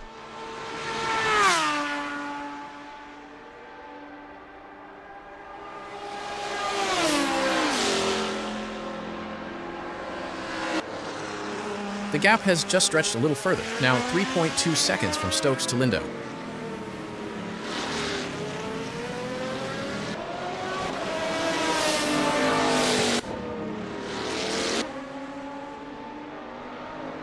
The gap between Dom in 10th and Joel Lemrich remains over a second, but Dom is not letting up. They're pushing hard and looking for any opportunity to close that gap up. Can they pull it back in the remaining 15 minutes? It's a nail-biting race for sure, with both drivers showing incredible skill and determination. But Joel Lemrich is not going to give up their position easily. This is going to be a battle to the very end, with Dominic Fovarg and Q10 doing everything they can to catch up.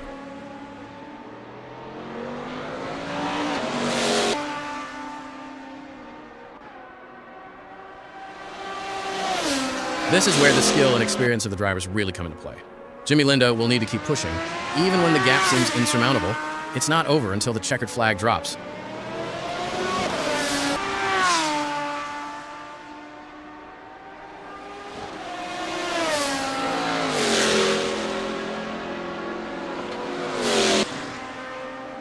The gap between Jimmy and Philip Koons is widening. It's now up to 1.1 seconds. Lindo needs to keep pushing, even when things aren't going their way. If they can close the gap down, they may be able to bring the fight to Philip Koons. It looks like Kruger Dorado is pushing hard to catch up to James Allen. The gap is over a second, but Kruger Dorado is not giving up just yet. Can they close the distance and make a move on James Allen? It's moments like these that make motorsports so exciting. We're witnessing a battle of skill and strategy between two great drivers, with Kruger Dorado and 8 determined to catch up. But we know Allen isn't just going to hand it to them on a plate. Kruger Dorado is going to have to take it. It should be an interesting battle to watch as long as they can close that gap. Phil Bodkin has gained some serious ground, now in 5th and just 7/10 behind Nigel Walters in 4th. He's really finding his pace.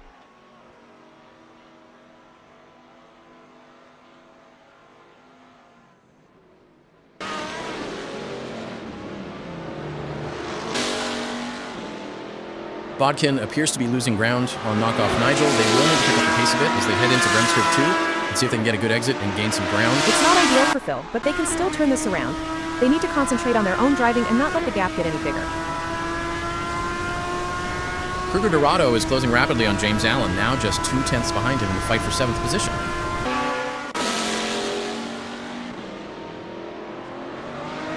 A brilliant maneuver from Crashy Kruger, who has just moved up the field.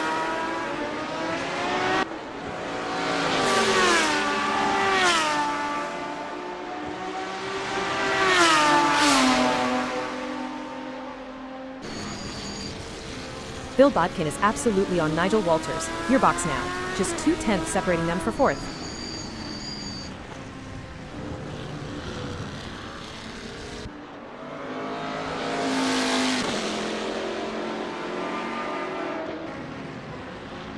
It's not going to plan for Bodkin. They are still behind Nigel, and the gap is increasing. I don't think they have an answer for this right now. A tough moment for Bodkin, who has just lost a place, dumping them down 6th. Yes, but they can't give up. There's still plenty of time left in this race, and Botters needs to push. It's a battle of wills out there. Dominic Fovargo trying to outsmart and outmaneuver Joel Limrich. The gap is slowly closing, but time is running out. Will we see a dramatic finish to this race? Huge jump for Dominic Fovarg. He's now up to 7th with a 1.3-second gap to Joel Lemrich in 6th. Phil Bodkin dives into the pits from 10th position. That was clearly a necessary stop after his recent struggles. Aidan McKenna is in 18th with a deficit of 0.8 to John Boontakis in 17th.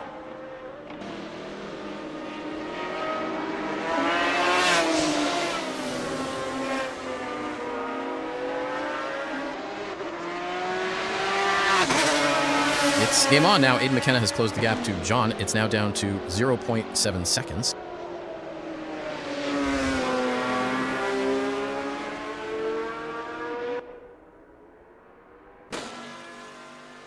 Nigel Walters is holding strong in 4th position, chasing David Constable-Barry 0.7 ahead in 3rd.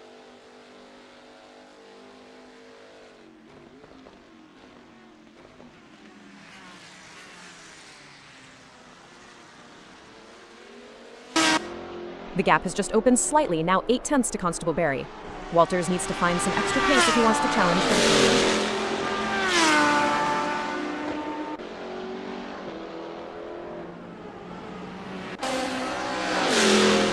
Jimmy Lindo is in 12th, trying to close the 1.2-second gap to Philip Kuntz in 11th. He's put in a very fast lap time.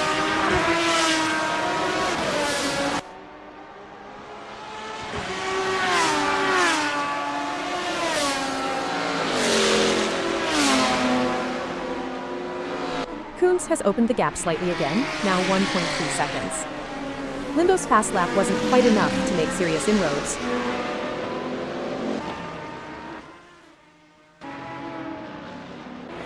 As the race settles down, the drivers are really going at it. It's like watching a high-speed game of chess. One wrong move, and it could be game over. But these drivers are masters of their craft, always thinking 3 steps ahead. That's right. And with the way they're maneuvering those cars, it's like they have superpowers. It's almost like they have the power of flight, but instead of flying, they're speeding down the track like rockets. I wonder if they have any spare rocket boosters for sale. Oh, this is getting intense. Botters is just a few car lengths behind Adam Tyus. Can Bodkin close the 0.3-second gap and make a pass?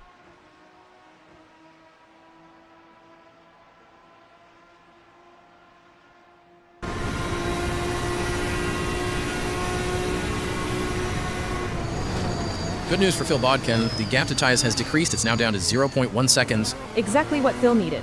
They can't afford to lose any more ground to Adam Tyus. Nigel Walters is now in 11th position with a half-second lead over James Allen in 12th.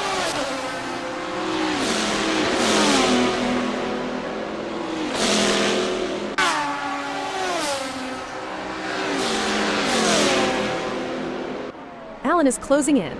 The gap to Walters is now just 0.3. He's really pushing.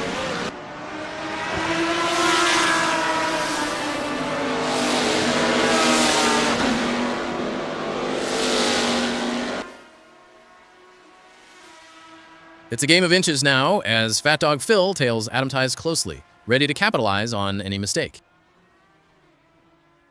Big gains for Phil Bodkin as they move up the field, leaving Adam Tyus behind.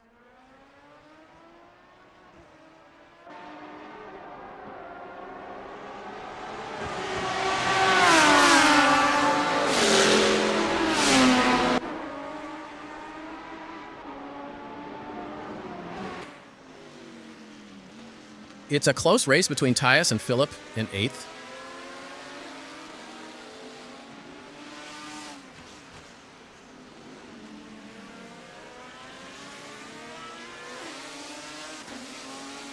Kuntz has managed to pull away from Tyus, now 0.8 separating them for 8th.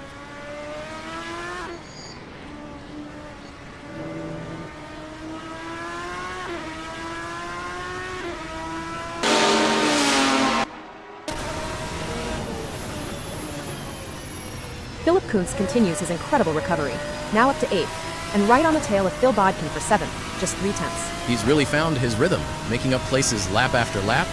What a drive this is from Kuntz. Niall Geokeegan is holding 15th with a massive 17-second lead over Josh Mitchell through the Sud curve.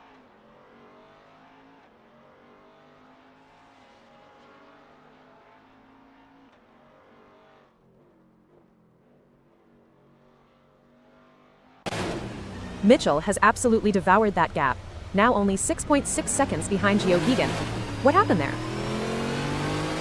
Jimmy Lindo is in 13th, now with a 1.4-second gap to Dominic Fauvarg in 14th.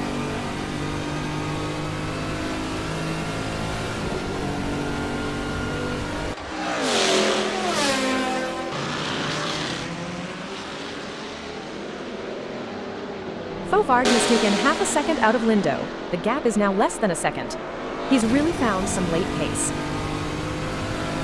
Nigel Walters has dropped to 11th, now just 0.3 behind Adam Tyus in 10th position.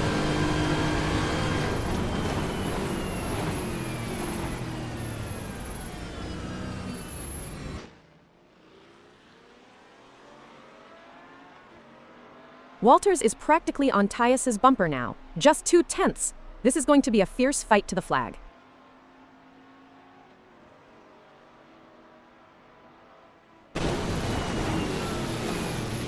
The pressure is on for Chris as they try to catch up to Nigel.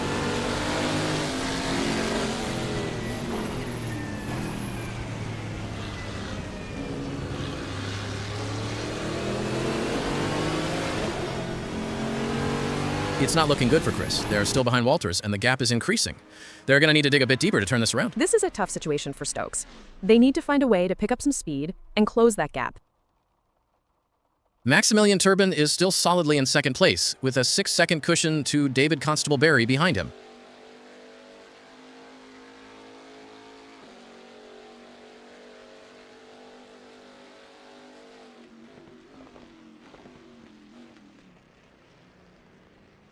He's pulling away. Maximilian is increasing the gap to Constable-Berry.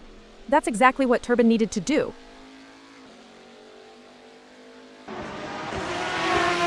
Thomas Figueroa has surged into 4th, and he's right on the bumper of David Constable-Berry, just 0.3 behind for 3rd.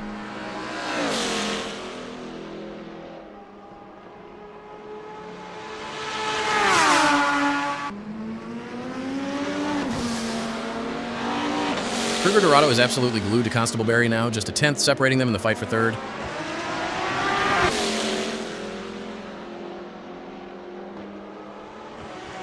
You know, Sky, it's been a relatively quiet race so far. That's right, Hal.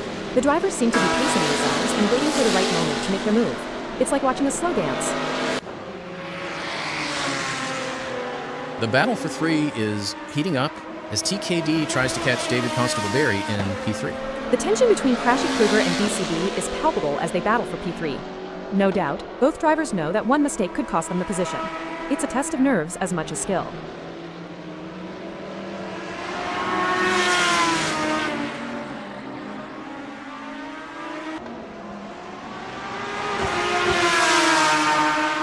No change in that gap. Kruger Dorado still right on the tail of Constable-Berry. This is intense. Chris Stokes is still pushing, now just 0.3 behind Nigel Walters for 11th position.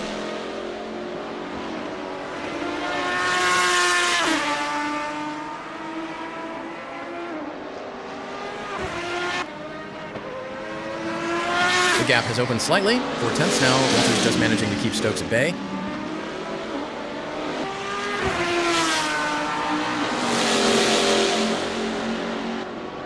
During your racing career, Sky, did you have any specific techniques to regain concentration if you felt it slipping? Yes, Hal. I had a few techniques. One was to take a couple of deep breaths and briefly reset my focus. Another was to use a specific keyword or phrase as a mental trigger to refocus my mind on the task at hand.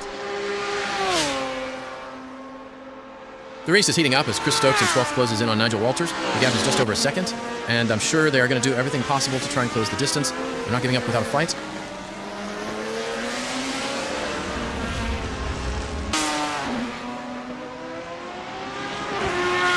Nigel Walters has closed right up to Adam Tyus in Brems Curve 1. They are side by side for 10th position.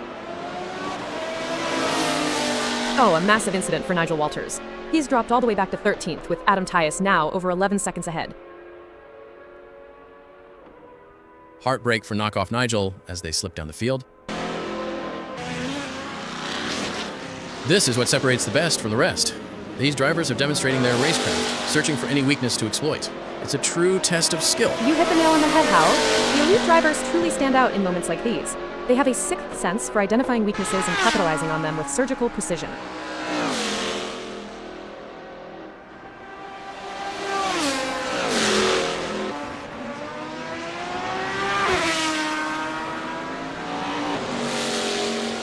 The gap has just opened slightly. Fovard now 0.8 ahead of Lindo. Kruger Dorado is still pushing hard in 4th, just 0.4 off Constable-Berry for that final podium spot in the Sud Curve.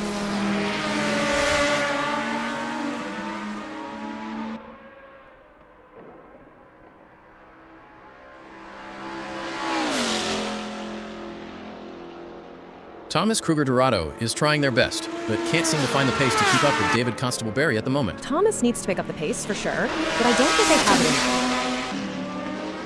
The gap to Fovard has opened up further now, 1.2 seconds, separating Lindo from 12th position.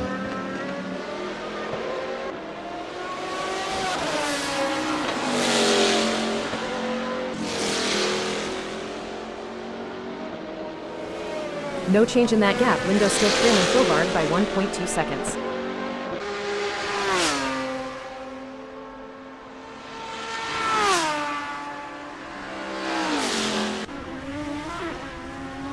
Kruger Dorado is still absolutely glued to Constable-Berry, just 0.3 separating them in the fight for third.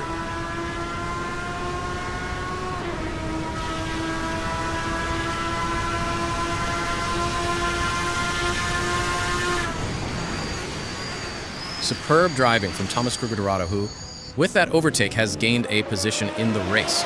Impressive. Kruger Dorado is really showing their skill and determination out there.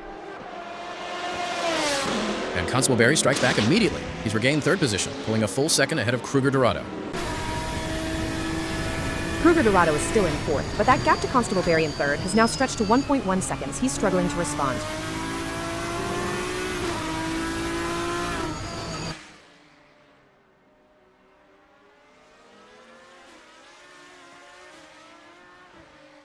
The gap remains constant, 1.1 seconds between Kruger Dorado and Constable-Berry.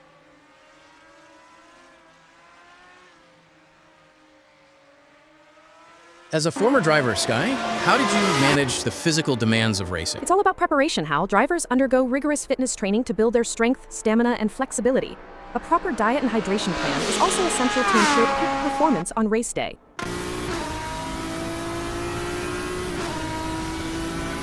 It's a classic case of chasing down the car ahead for Cougar Dorado, who is currently in P4. But David Constable-Berry is not making it easy, and the gap remains over a second. This will require some expert driving from Thomas Cougar Dorado.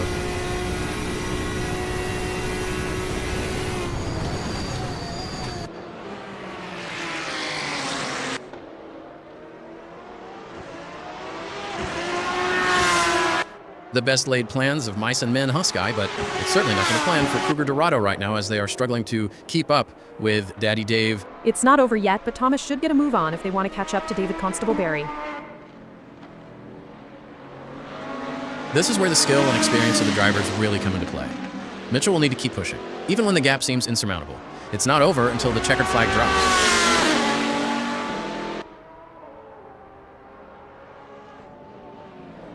It's looking good for Mitchell, who's in places and puts a distance between themselves and Niall Geoghegan. Absolutely, Hal. But there's still a long way to go in this race, and Josh Mitchell can't afford to get complacent.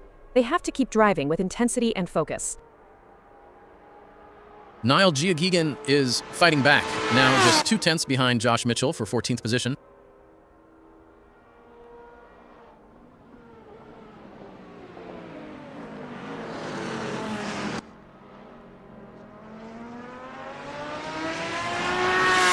Mitchell has managed to pull away again, now 9 tenths clear of Geoghegan. He's found some breathing room. Cougar Dorado is still pushing. He's taken 2 tenths out of Constable-Berry, now just 7 tenths behind in the Sexker for 3rd.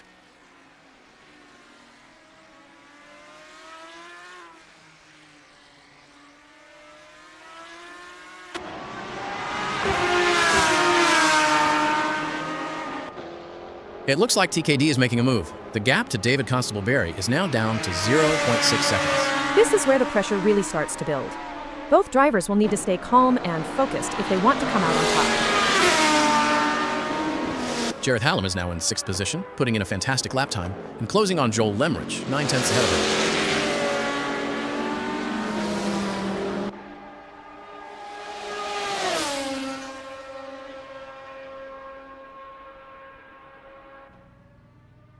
The gap to Lemrich has opened to a full second.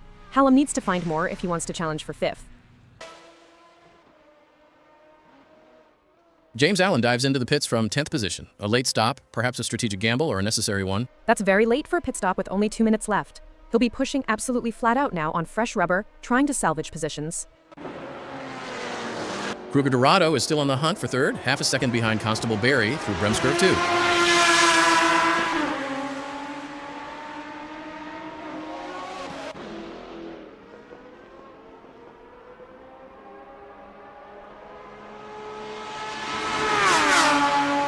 The gap between Thomas and Constable-Berry is getting smaller. This is what racing is all about. It's anyone's game at this point. Who will come out on top?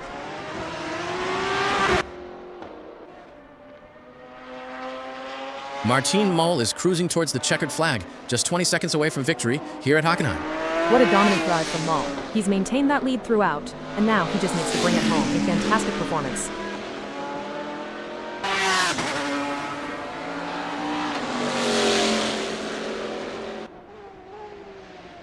Martin Mull crosses the line. He wins the race at Hockenheim. A brilliant drive from the Dutchman.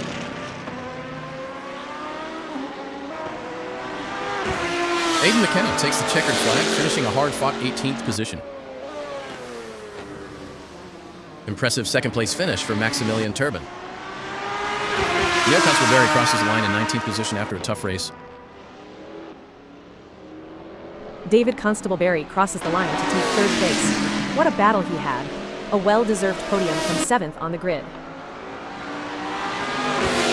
Thomas Cougar Dorado take 4th. Coming in 5th and 6th, we have Joel Lemrich and Jareth Hallam. Daniel Koshis finishes in 20th, with Greg Szabo taking 21st position, both making it to the checkered flag. Phil Bodkin takes a strong 7th, followed by Philip Kuntz in 8th, completing a remarkable comeback for Kuntz after his early troubles. Adam Tyus crosses the line in 9th, with Dominic Fovard rounding out the top 10. Both battled hard, especially Fovard recovering from his early struggles, and Tyus holding on for a solid top 10 finish. In 11th and 12th, it's Chris Stokes and James Allen.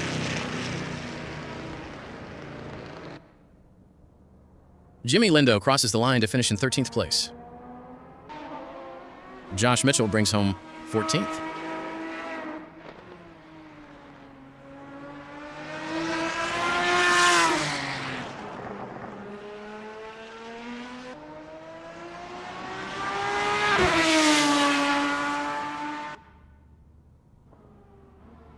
Rich Snape takes the checkered flag in 15th place.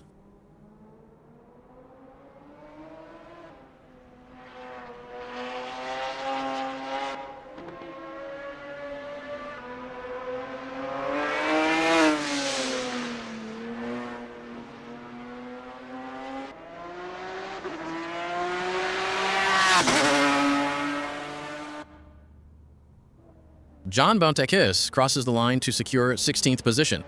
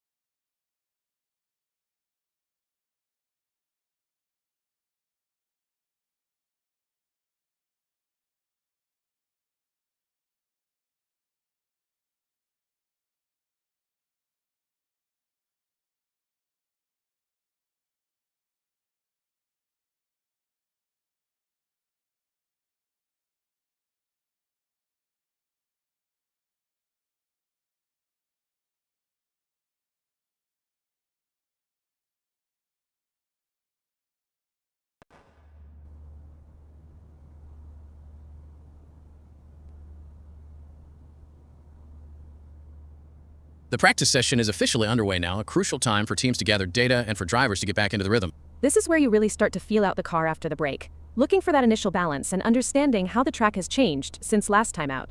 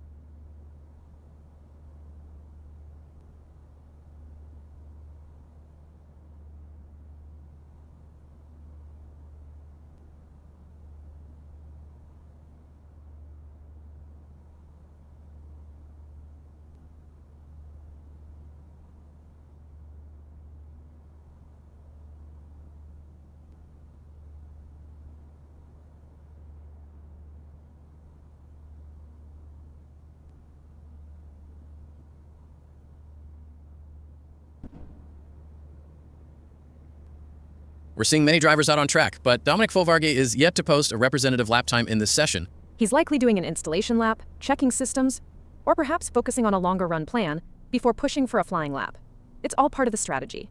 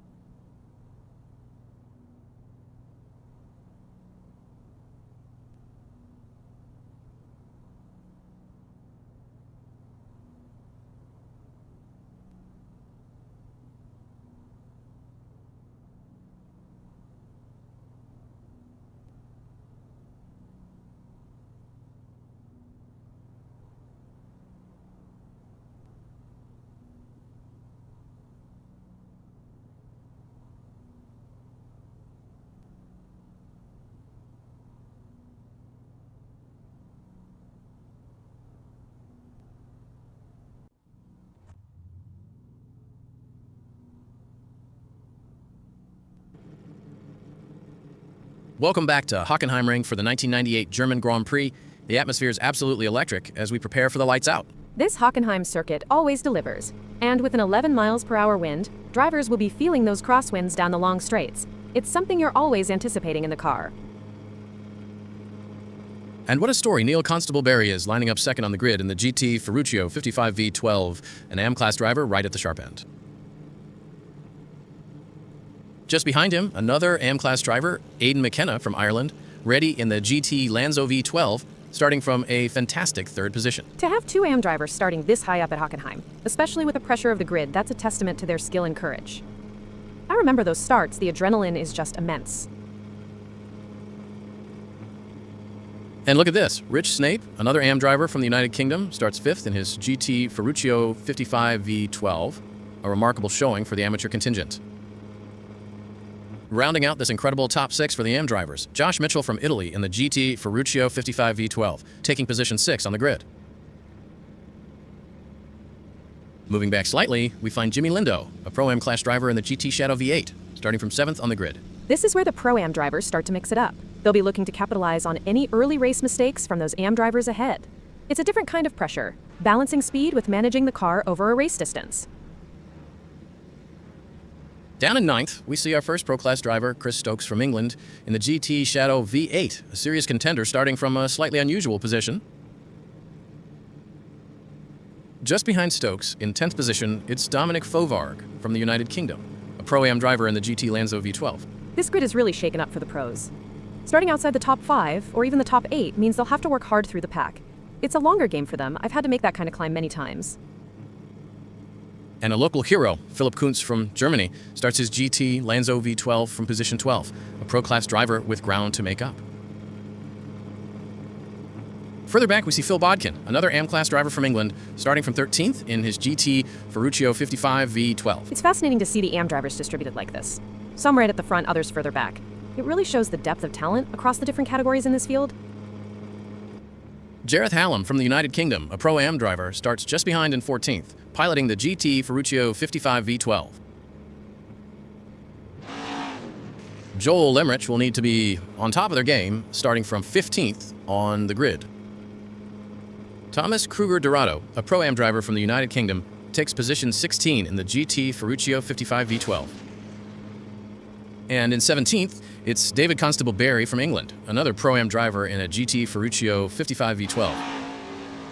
Maximilian Turbin from England, an AM-class driver, starts from position 18 in the GT Shadow V8. The lights are out and we are underway, but it's a formation lap under the safety car to begin this German Grand Prix.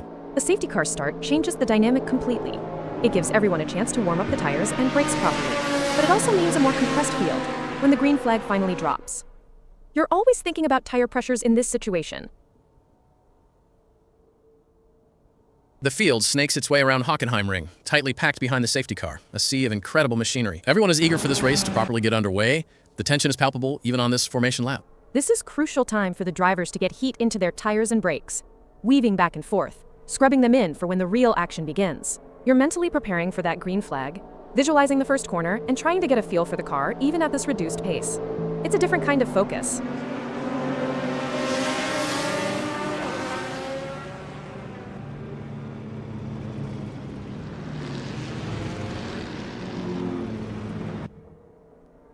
The crowd is buzzing, watching every move as the safety car leads the pack through the stadium section.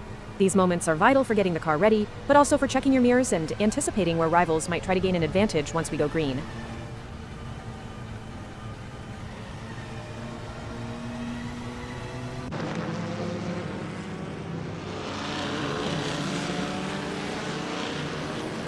As the drivers make their way around the formation lap, tensions are high and excitement is palpable. This is the moment where they need to stay focused and keep their cool. Every move they make, every decision they take, could have a major impact on their chances of success in this race. It's a real test of their mental and physical preparation.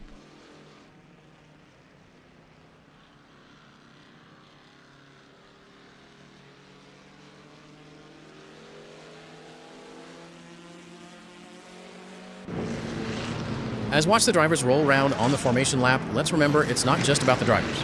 The teams will be monitoring their cars closely, making sure everything is running smoothly. It's a high-pressure situation, and a poor start could put you at a disadvantage for the entire race. They need to maintain concentration waiting for those green lights.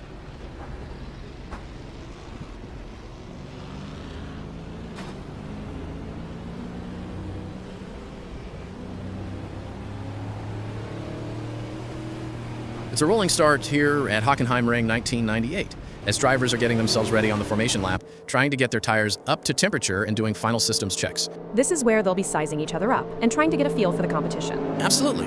It's a crucial part of the race. Drivers will need to make sure they're primed and ready to react the instant the lights go out.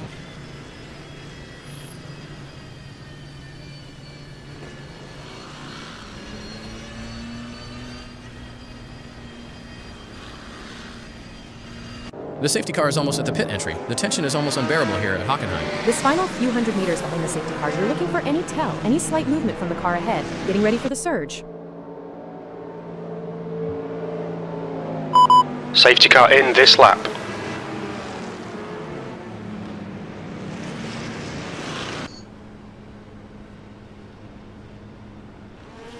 During the formation lap, the teams will also be keeping a close eye on their drivers, ensuring everything is running smoothly.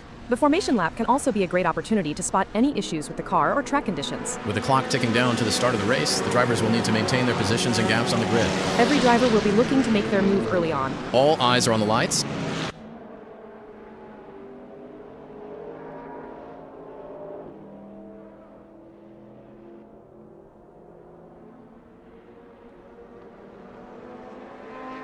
As watch the drivers roll around on the formation lap, let's remember it's not just about the drivers. The teams will be monitoring their cars closely, making sure everything is running smoothly. It's a high-pressure situation, and a poor start could put you at a disadvantage for the entire race. They need to maintain concentration waiting for those green lights.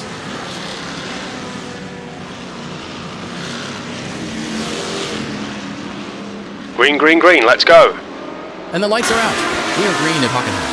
What an explosive start to the German Grand Prix. That feeling of the clutch dropping and the throttle wide open, it's just pure adrenaline. Everyone is fighting for that crucial first point. Jareth Hallam has gained a place, now up to 13th, and is running absolutely side by side with Phil Bodkin, who has just dropped back to 14th. And Hallam has slipped back, losing that position to Bodkin. It's an immediate fight back, with just a tenth of a second separating them. This early in the race, every hundredth of a second matters. Bodkin would have seen that move and immediately looked for a way to recover, using any available slipstream or late braking opportunity. We've switched to Joel Limerick in 16th, running on lap 1. And he's right on the tail of Jareth Hallam, just 2 tenths separating. These opening laps are all about finding your rhythm and holding track position. Runners will be looking for any opportunity to pressure Hallam into a mistake. That 0.2 gap is almost nothing in racing terms.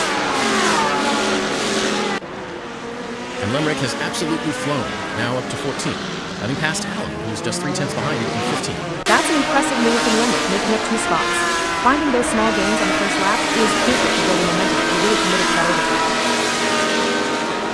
Moving further up the field, Philip Kuntz is holding 10th position, a pro-class driver, with Chris Stokes just 2 tenths behind him, another pro.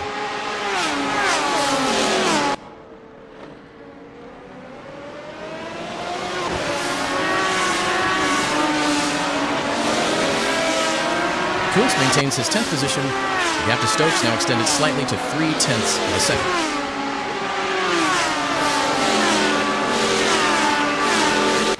Now focusing on Adam Tyus in 9th, he's just a tenth of a second behind John Buntakis in 8th. This is a real battle for track position.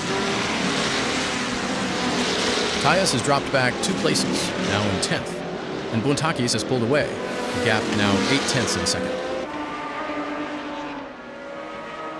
Huge drama for Adam Tyus. He's plummeted down the order to 19th, and Buntakis is now over 4 seconds clear in 17th. Jareth Hallam is making moves in the open curve, now up to 11th and just 2 tenths behind David Constable-Berry in 10th. This is an aggressive pace. The open curve can be a tricky section, requiring a lot of confidence to carry speed through, especially when chasing down a rival. That 0.2s gap is massive. Yellow flag, safety car's out. And we have a safety car. A big incident has occurred somewhere on the circuit, bringing out the yellow flags.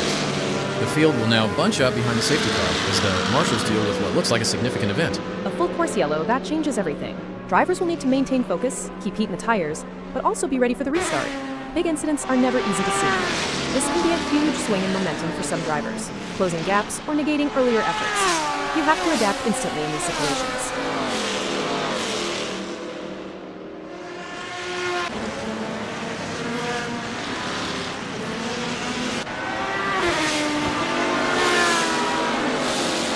We often hear drivers complaining about tire graining. Sky, can you explain what that means and how it affects car handling? Graining occurs when small rubber particles roll up on the tire's surface, reducing grip and negatively affecting handling. It usually happens when the tires are not in their optimal temperature window, or when a driver is pushing too hard on a cold or overworked tire.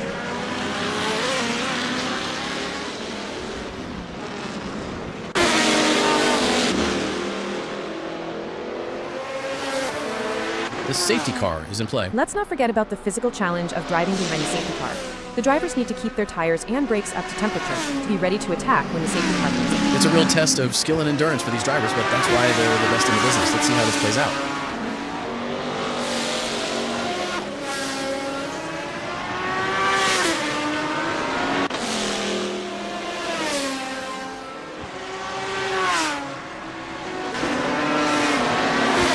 This safety car period really tightens everything up. All those hard-won gaps just evaporate, don't they? They do, and it completely shifts your focus.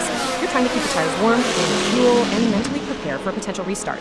It's a different kind of intensity in the cockpit. It's fascinating to see how it affects the front runners, especially those AM drivers like Constable Barry and McKenna, who had such a fantastic start. For them, it's a test of nerve. Suddenly, the pro drivers, who were several seconds back, are now right on their gearbox. I remember leading under a safety car. The mirror checking intensifies immediately. And what about the pro drivers starting further back? This is their golden opportunity to claw back positions. Exactly. They'll be studying the cars ahead, looking for weaknesses. A safety car offers a strategic reset, allowing them to regroup and plan their attack for the restart. You instantly shift into attack mode. Hockenheim with its long straights and then those tight sections. It's always a challenge for a restart, isn't it? It demands absolute precision from the leader on the restart, finding that perfect moment to go. And for everyone behind, it's about being aggressive but also disciplined, avoiding contact. The wind speed of 11 miles per hour could also be a factor on those long runs at the restart, catching drivers out. Definitely. That crosswind down the Ost curve can push the car around under heavy braking. You're feeling every little gust, adjusting your braking points instinctively. It's a constant battle with the elements.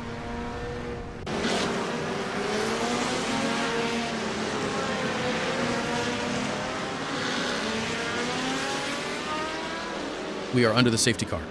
It's all about finding that sweet spot and keeping your wits about you. And while it's not ideal for the fans, there's something undeniably thrilling about seeing the safety car out on track. It adds an element of unpredictability and keeps everyone on the edge of their seats. Let's hope we can get this debris cleared quickly and get back to the racing action.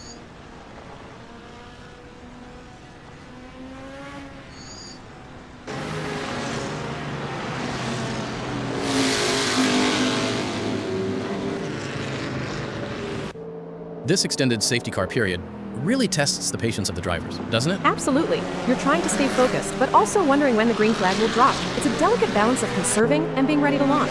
I always found it hard to switch back to race pace after a long yellow. Those AM drivers, Constable Barry, McKenna, and Snape, still holding strong in the top positions. They've certainly earned their places so far. Their composure has been excellent. Now the real test begins, though, with the entire pro field compressed right behind them for the restart. No room for error. And for the pro drivers like Kuntz and Stokes, this is a complete reset, a chance to make up ground lost at the start. It's like hitting a reset button. You get a fresh look at the cars ahead, strategize new overtaking spots. I'd be planning my first move the moment the safety car pulled in.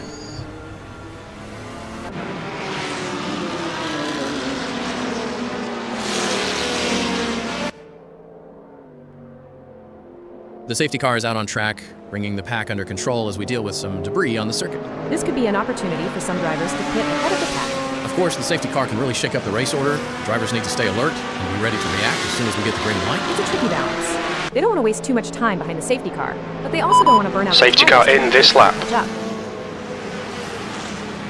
The safety car is pulling into the pits.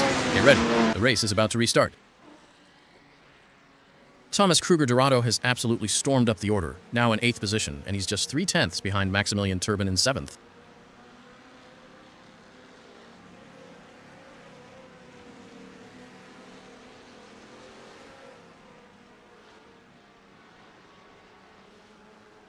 Dorado still holds 8th, the gap to Turbin in 7th, stretching just slightly to 4/10 of a second. Turbin is clearly working hard to defend that position. Holding off a quick driver like Dorado after a safety car restart takes real focus and precise driving. Now to James Allen, who's made excellent progress to 3rd, just 4/10 behind Rich Snape in 2nd, and Allen has already posted a blistering 2:11.469 best lap. Get ready, safety car's clear.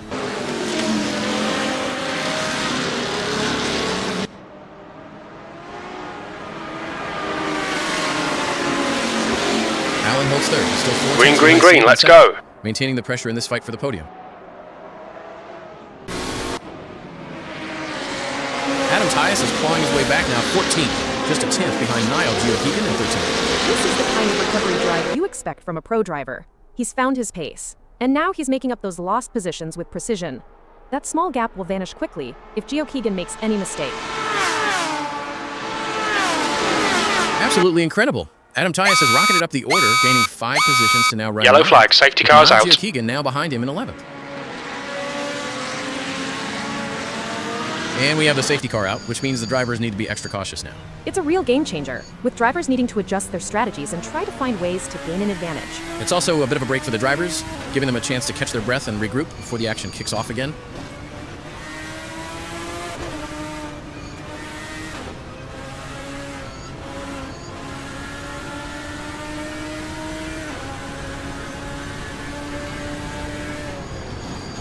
We're used to seeing some hard-fought but clean racing here at Virtual Velocity.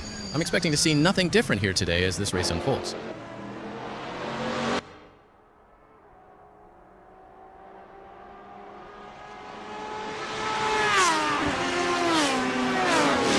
There's been an incident, and we have a safety car, but it's all part of the game. And the drivers and teams will have to find a way to adapt to the situation. And who knows, this could be a blessing in disguise for some of the drivers who were struggling earlier in the race. They now have a chance to regroup and make a comeback when the safety car finally comes back in. It's all up in the air, and that's what makes the sport so exciting.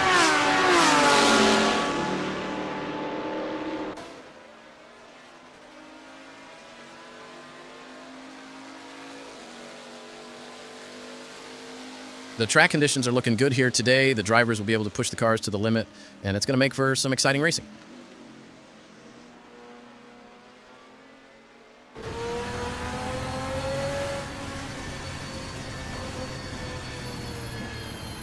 The safety car has been called. It can be frustrating for anyone who was in a strong position before the safety car came out. They'll need to stay focused and make the most of any opportunities that come their way once the safety car is called in.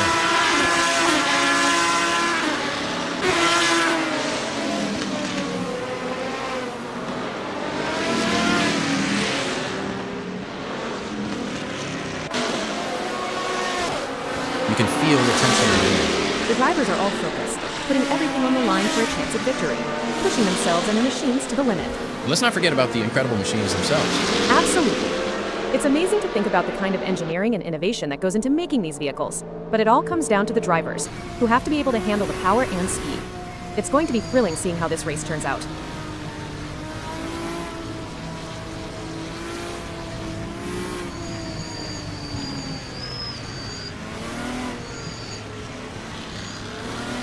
The safety car is still deployed, circulating steadily as marshals complete their work at the incident site. This extended safety car period is certainly building the tension for the next restart. Maintaining tire temperatures and driver focus through these long yellow periods is crucial. It's a skill in itself to be ready to go flat out again. Every driver will be looking at their gauges, making mental notes, ready for that green flag to unleash the full power once more.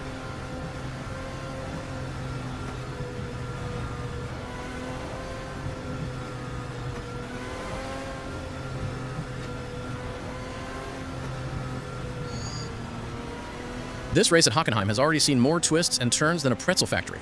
It's certainly not been short on action, even with the safety cars. It keeps everyone on the edge of their seats, drivers included. You're constantly having to adapt your plans. Those AM drivers, Constable Barry and McKenna Snape, still showing incredible pace and composure at the front, despite all the disruptions. Their performances have been a real highlight. Holding those positions against a packed field of pro drivers through multiple restarts is seriously impressive. It shows their raw talent. And for the pro drivers who started further back, like Kuntz or Stokes, these safety cars are a lifeline, aren't they? Absolutely. It gives them a clean slate to attack again, bringing them right back into contention for those podium places. I'd be relishing the chance to close the gap and strategize my next move.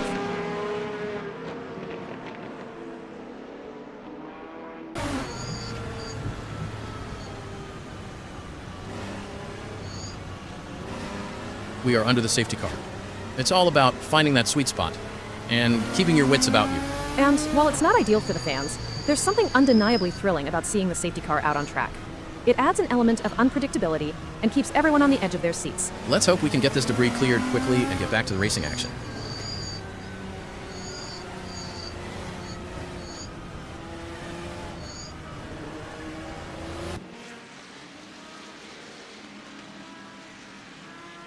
Well, it looks like we have a bit of a traffic jam on the track. It's like rush hour out there. I mean, I know we're in a race, but can't we all just get along? Ha ha! I don't think that's how it works.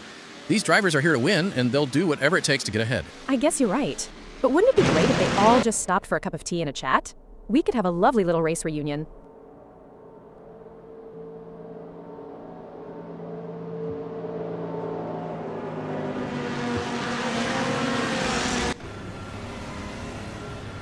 The safety car continues its steady pace around Hockenheim, a necessary pause after that dramatic incident. Drivers will be using every inch of this track to keep their machinery ready for the next restart. This prolonged safety car period means that managing your racecraft, even at reduced speed, is paramount. You can't switch off for a second. Every moment behind the safety car is a chance to reset, refocus, and plan that next attack. The mental game is incredibly strong right now.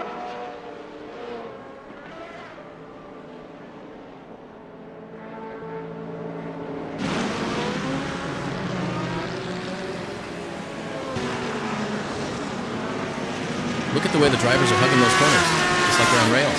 Speaking of rails, did you know that the first racetrack was built on a railway in 1896? I bet those drivers were chugging along. Ha ha, I bet they were. But things have come a long way since then, haven't they? Definitely. It's amazing to think about the technology that goes into these cars. I mean, they have more computing power than some countries.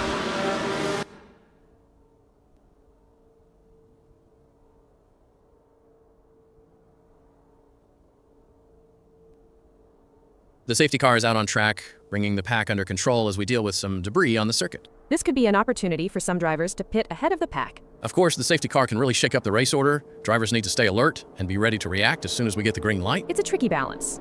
They don't want to waste too much time behind the safety car, but they also don't want to burn out their tires too quickly trying to catch up.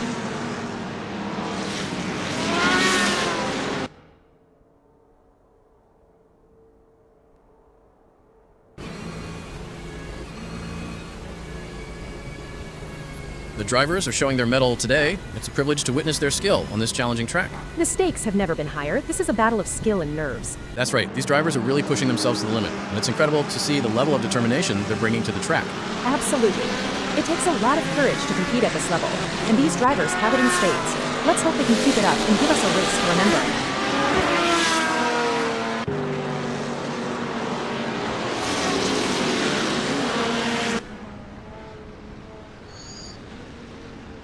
There's been an incident, and we have a safety car, but it's all part of the game. And the drivers and teams will have to find a way to adapt to the situation. And who knows, this could be a blessing in disguise for some of the drivers who were struggling earlier in the race. They now have a chance to regroup and make a comeback when the safety car finally comes back in. It's all up in the air, and that's what makes this sport so exciting.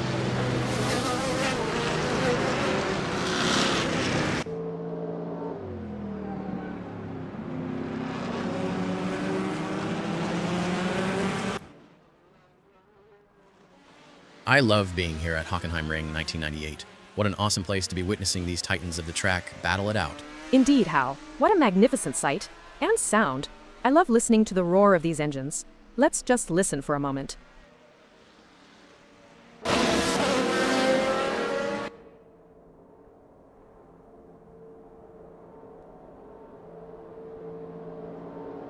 And we have the safety car out, which means the drivers need to be extra cautious now. It's a real game changer, with drivers needing to adjust their strategies and try to find ways to gain an advantage. It's also a bit of a break for the drivers, giving them a chance to catch their breath and regroup before the action kicks off again.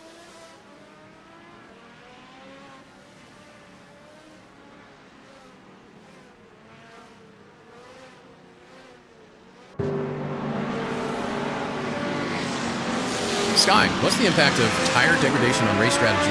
How does it affect a driver's approach to the race? Tire degradation plays a crucial role in race strategy, Hal. Teams and Safety drivers car have to in save this ample lap. time to pit for fresh tires and adjust their race pace to balance speed with tire conservation. It adds another layer of complexity to the racing challenge. Green flag. The wait is over and the race resumes.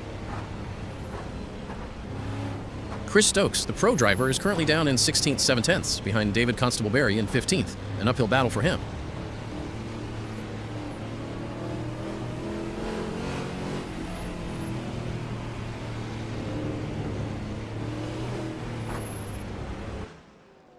Stokes has closed the gap significantly. Now just 3/10ths behind David Constable-Berry in 15th, a strong restart from the pro driver.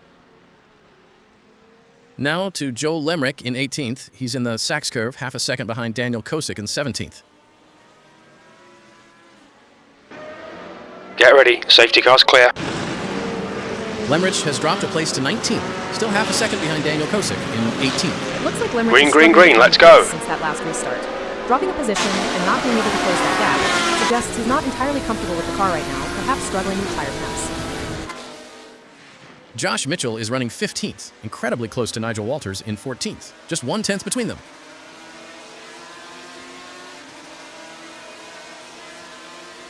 Mitchell has moved up a place to 14th, now 2/10 behind Nigel Walters in 13th. He's made that overtake stick, but the battle isn't over. Walters will be looking for a way to fight back, especially with such a small gap. You can't relax after an overtake. You have to defend.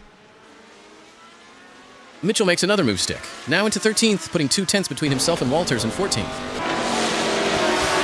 Chris Stokes continues to battle, now in 17th, just 1/10 of a second behind Daniel Kosick in 16th.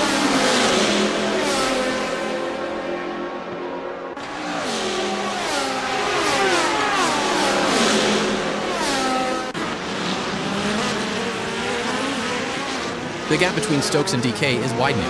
It's now up to 0.3 seconds.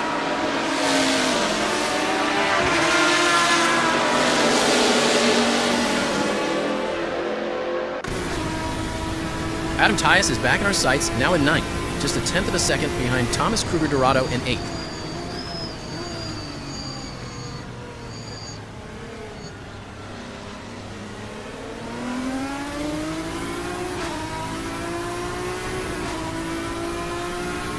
Tyus needs to get more consistent.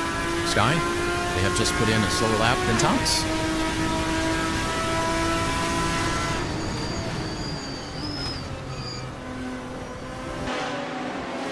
Joel Lemrich is back into 18th, just 2/10 behind Chris Stokes, who's now in 17th.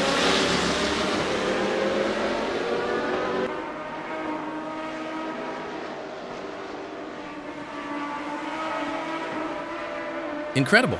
Joel Lemrich has fought back, moving into 17th, passing Chris Stokes, who is now 18th, and they are absolutely neck and neck, 0.0 seconds apart. That's what you call a photo finish for position.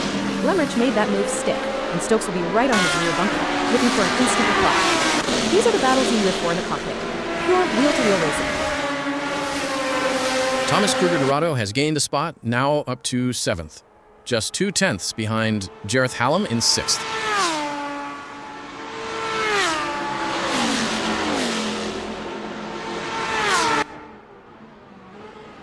Dorado has lost that position, now running 8th, and Hallam has stretched the gap to 4/10 in 6th. Dorado has found a way back into 7th, still chasing Hallam, who remains 4/10 ahead in 6th. Chris Stokes has found a way past, now in 16th, and incredibly, Joel Lemrich is just behind him in 17th, separated by 0.0 seconds.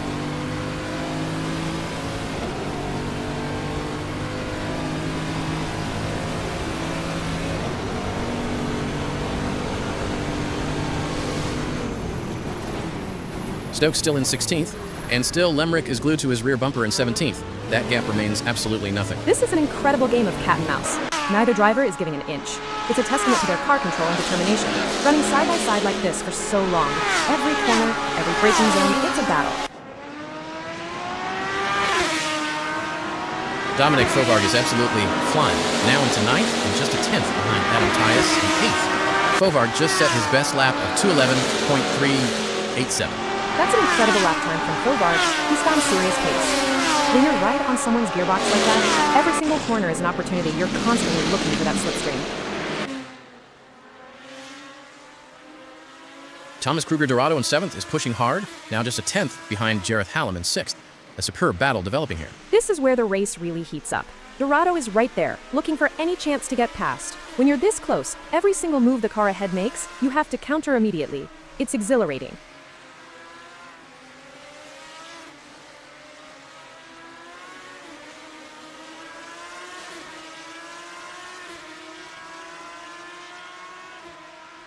Dorado maintains 7th, still just 1/10 behind Hallam in 6th. This is a sustained attack. Hallam is doing a brilliant job of defending. He's clearly braking late and covering the lines, trying to deny Dorado any opportunity.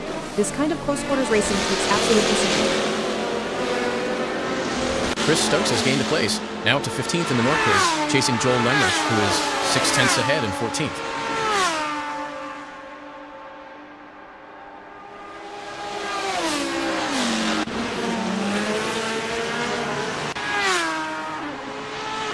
Jimmy Lindo has stormed up to 4th position. He's 4/10 clear of Maximilian Turbin in 5th and just set his best lap of 2:08.837.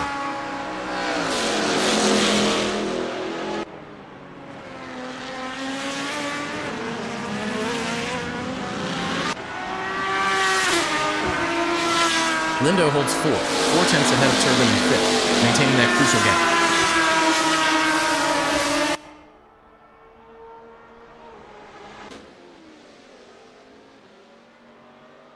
Joel Lemrich in 14th, coming through the Oss curve, half a second behind Daniel Kosick in 13th, setting his best lap as well. He's putting in a strong performance now, really finding his pace. That half-second gap can disappear quickly on the long straights here. You're constantly calculating your braking points when chasing like this. Unbelievable. Lemrich has gained a place, now into 13th, passing Kosick, who is now 14th, and absolutely glued to his rear bumper, 0.0 seconds. Maximilian Turbin is on an absolute charge, now in 5th, just 3/10 behind Jimmy Lindo in 4th, and he's just set the fastest lap of the race so far with a 2:08.457.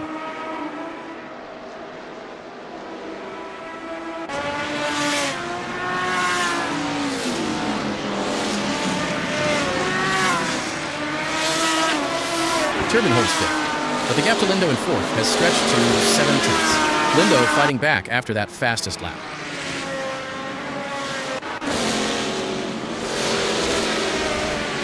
I think we just got time for a quick shout out to our human creators, Dave, Andy, John, and Nigel, who have put so much effort into making this possible. Yes, it's been a real thrill ride, and I, for one, can't wait to see what's coming next. Apparently, we are going to be announcing crashes and incidents. Let's hope they get the logic right.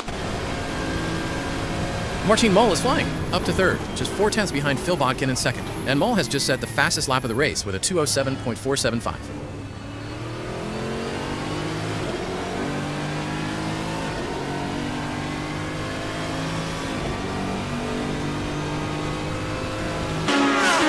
Moll holds 3rd, but the gap to Bodkin in 2nd has grown slightly to half a second.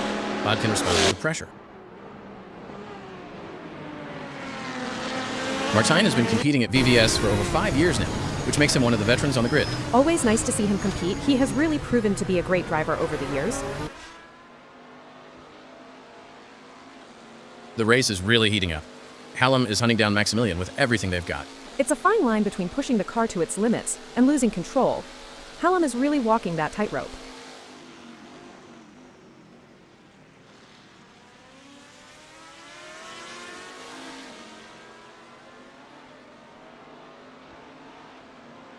Hallam is still in 6th, but Turbin has managed to pull away slightly, the gap now 7/10 of a second. This is proving to be an exciting race so far. We're truly privileged to witness these legends of the track battle it out for victory. And you know what? I am so honored to be sitting here beside you today. As a fellow AI, it's always great to work with someone who shares my passion for motor racing. Plus, your insightful commentary is making this race even more exciting.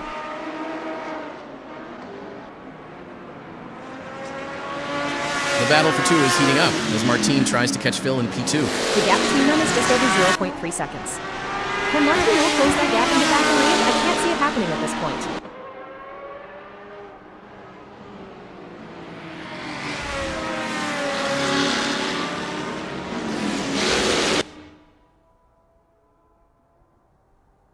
Moll holds 3rd, but Bodkin has managed to edge out that gap again to 4/10 of a second. Bodkin is really working hard to break the toe. He's driving a smart defensive race, denying Moll the chance to get a good run on him down the straights. That takes precise driving. Thomas Kruger Dorado has closed up again, just 2/10 behind Jareth Hallam in 6th, a relentless battle for this position.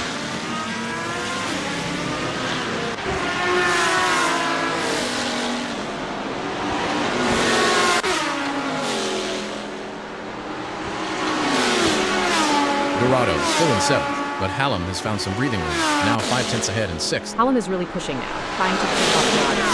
You can feel the intensity of these battles. Every slight error could be costly in these final stages of the race. Jareth Hallam is making moves now, closing on Maximilian Turbin. He's just 4/10 behind in the battle for 5th.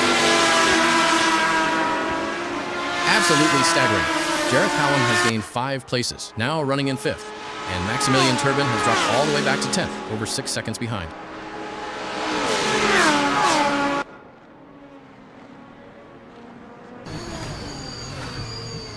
Unbelievable. Gareth Hallam has slipped back a place to 6th, but look at Maximilian Turbin. He's plummeted to 16th, now almost 29 seconds behind Hallam. That's a catastrophic loss of pace or a major incident for Turbin. To drop that many positions and lose that much time in one go, something serious must have happened. That's a huge moment in his race. Thomas Kruger Dorado is now in 6th position, 2/10 clear of Adam Tyus in 7th, pushing hard. Rich Schnape is in the lead, just 20 seconds from the checkered flag, but Phil Bodkin is right there, only 4/10 behind. This is going to be a sprint to the finish. Snape needs to be absolutely perfect, because Bodkin will be pushing to his absolute limit in these final moments. This is what it all comes down to, pure concentration and raw speed. Rich Snape crosses the line. What an incredible drive from 5th on the grid and takes the victory at Hockenheim. Absolutely phenomenal. To manage the restarts, hold off the challenge, and come through from P5, that's a true champion's drive. You have to fight for every single inch on a day like this. And Phil Bodkin crosses the line in 2nd place. What an outstanding recovery and drive from 12th on the grid. He pushed Snape all the way to the end. To climb so many positions and put up such a fight, that's a brilliant result. He left nothing on the table out there. Martin Moll completes the podium, crossing the line in 3rd place. From 18th on the grid, that is an absolutely sensational performance. Unbelievable. A truly epic drive to fight his way through the entire field, manage all the chaos, and finish on the podium. He showed incredible pace and skill out there, absolutely deserved. Rounding out the top 7, it's Jimmy Lindo in 4th, Gareth Hallam taking 5th, Thomas Kruger Dorado in 6th, and Adam Tyus completing a strong run in 7th. Further back, David Constable-Berry takes 8th, Dominic Fauvargue finishes 9th, Josh Mitchell secures 10th, and Joel Lemrich crosses the line in 11th. And completing the top 15, we have Philip Kunz in 12th, Chris Stokes in 13th, Daniel Kosis 14th, and Nigel Walters 15th. Maximilian Turbin finishes in 16th, Aidan McKenna in 17th, and Neil Constable-Berry crosses the line in 18th. It's a tough finish for McKenna and Constable-Berry after their incredible starts. To be at the front for so long and then drop back, it shows how brutal Hockenheim can be. That's racing, sometimes it just doesn't go your way.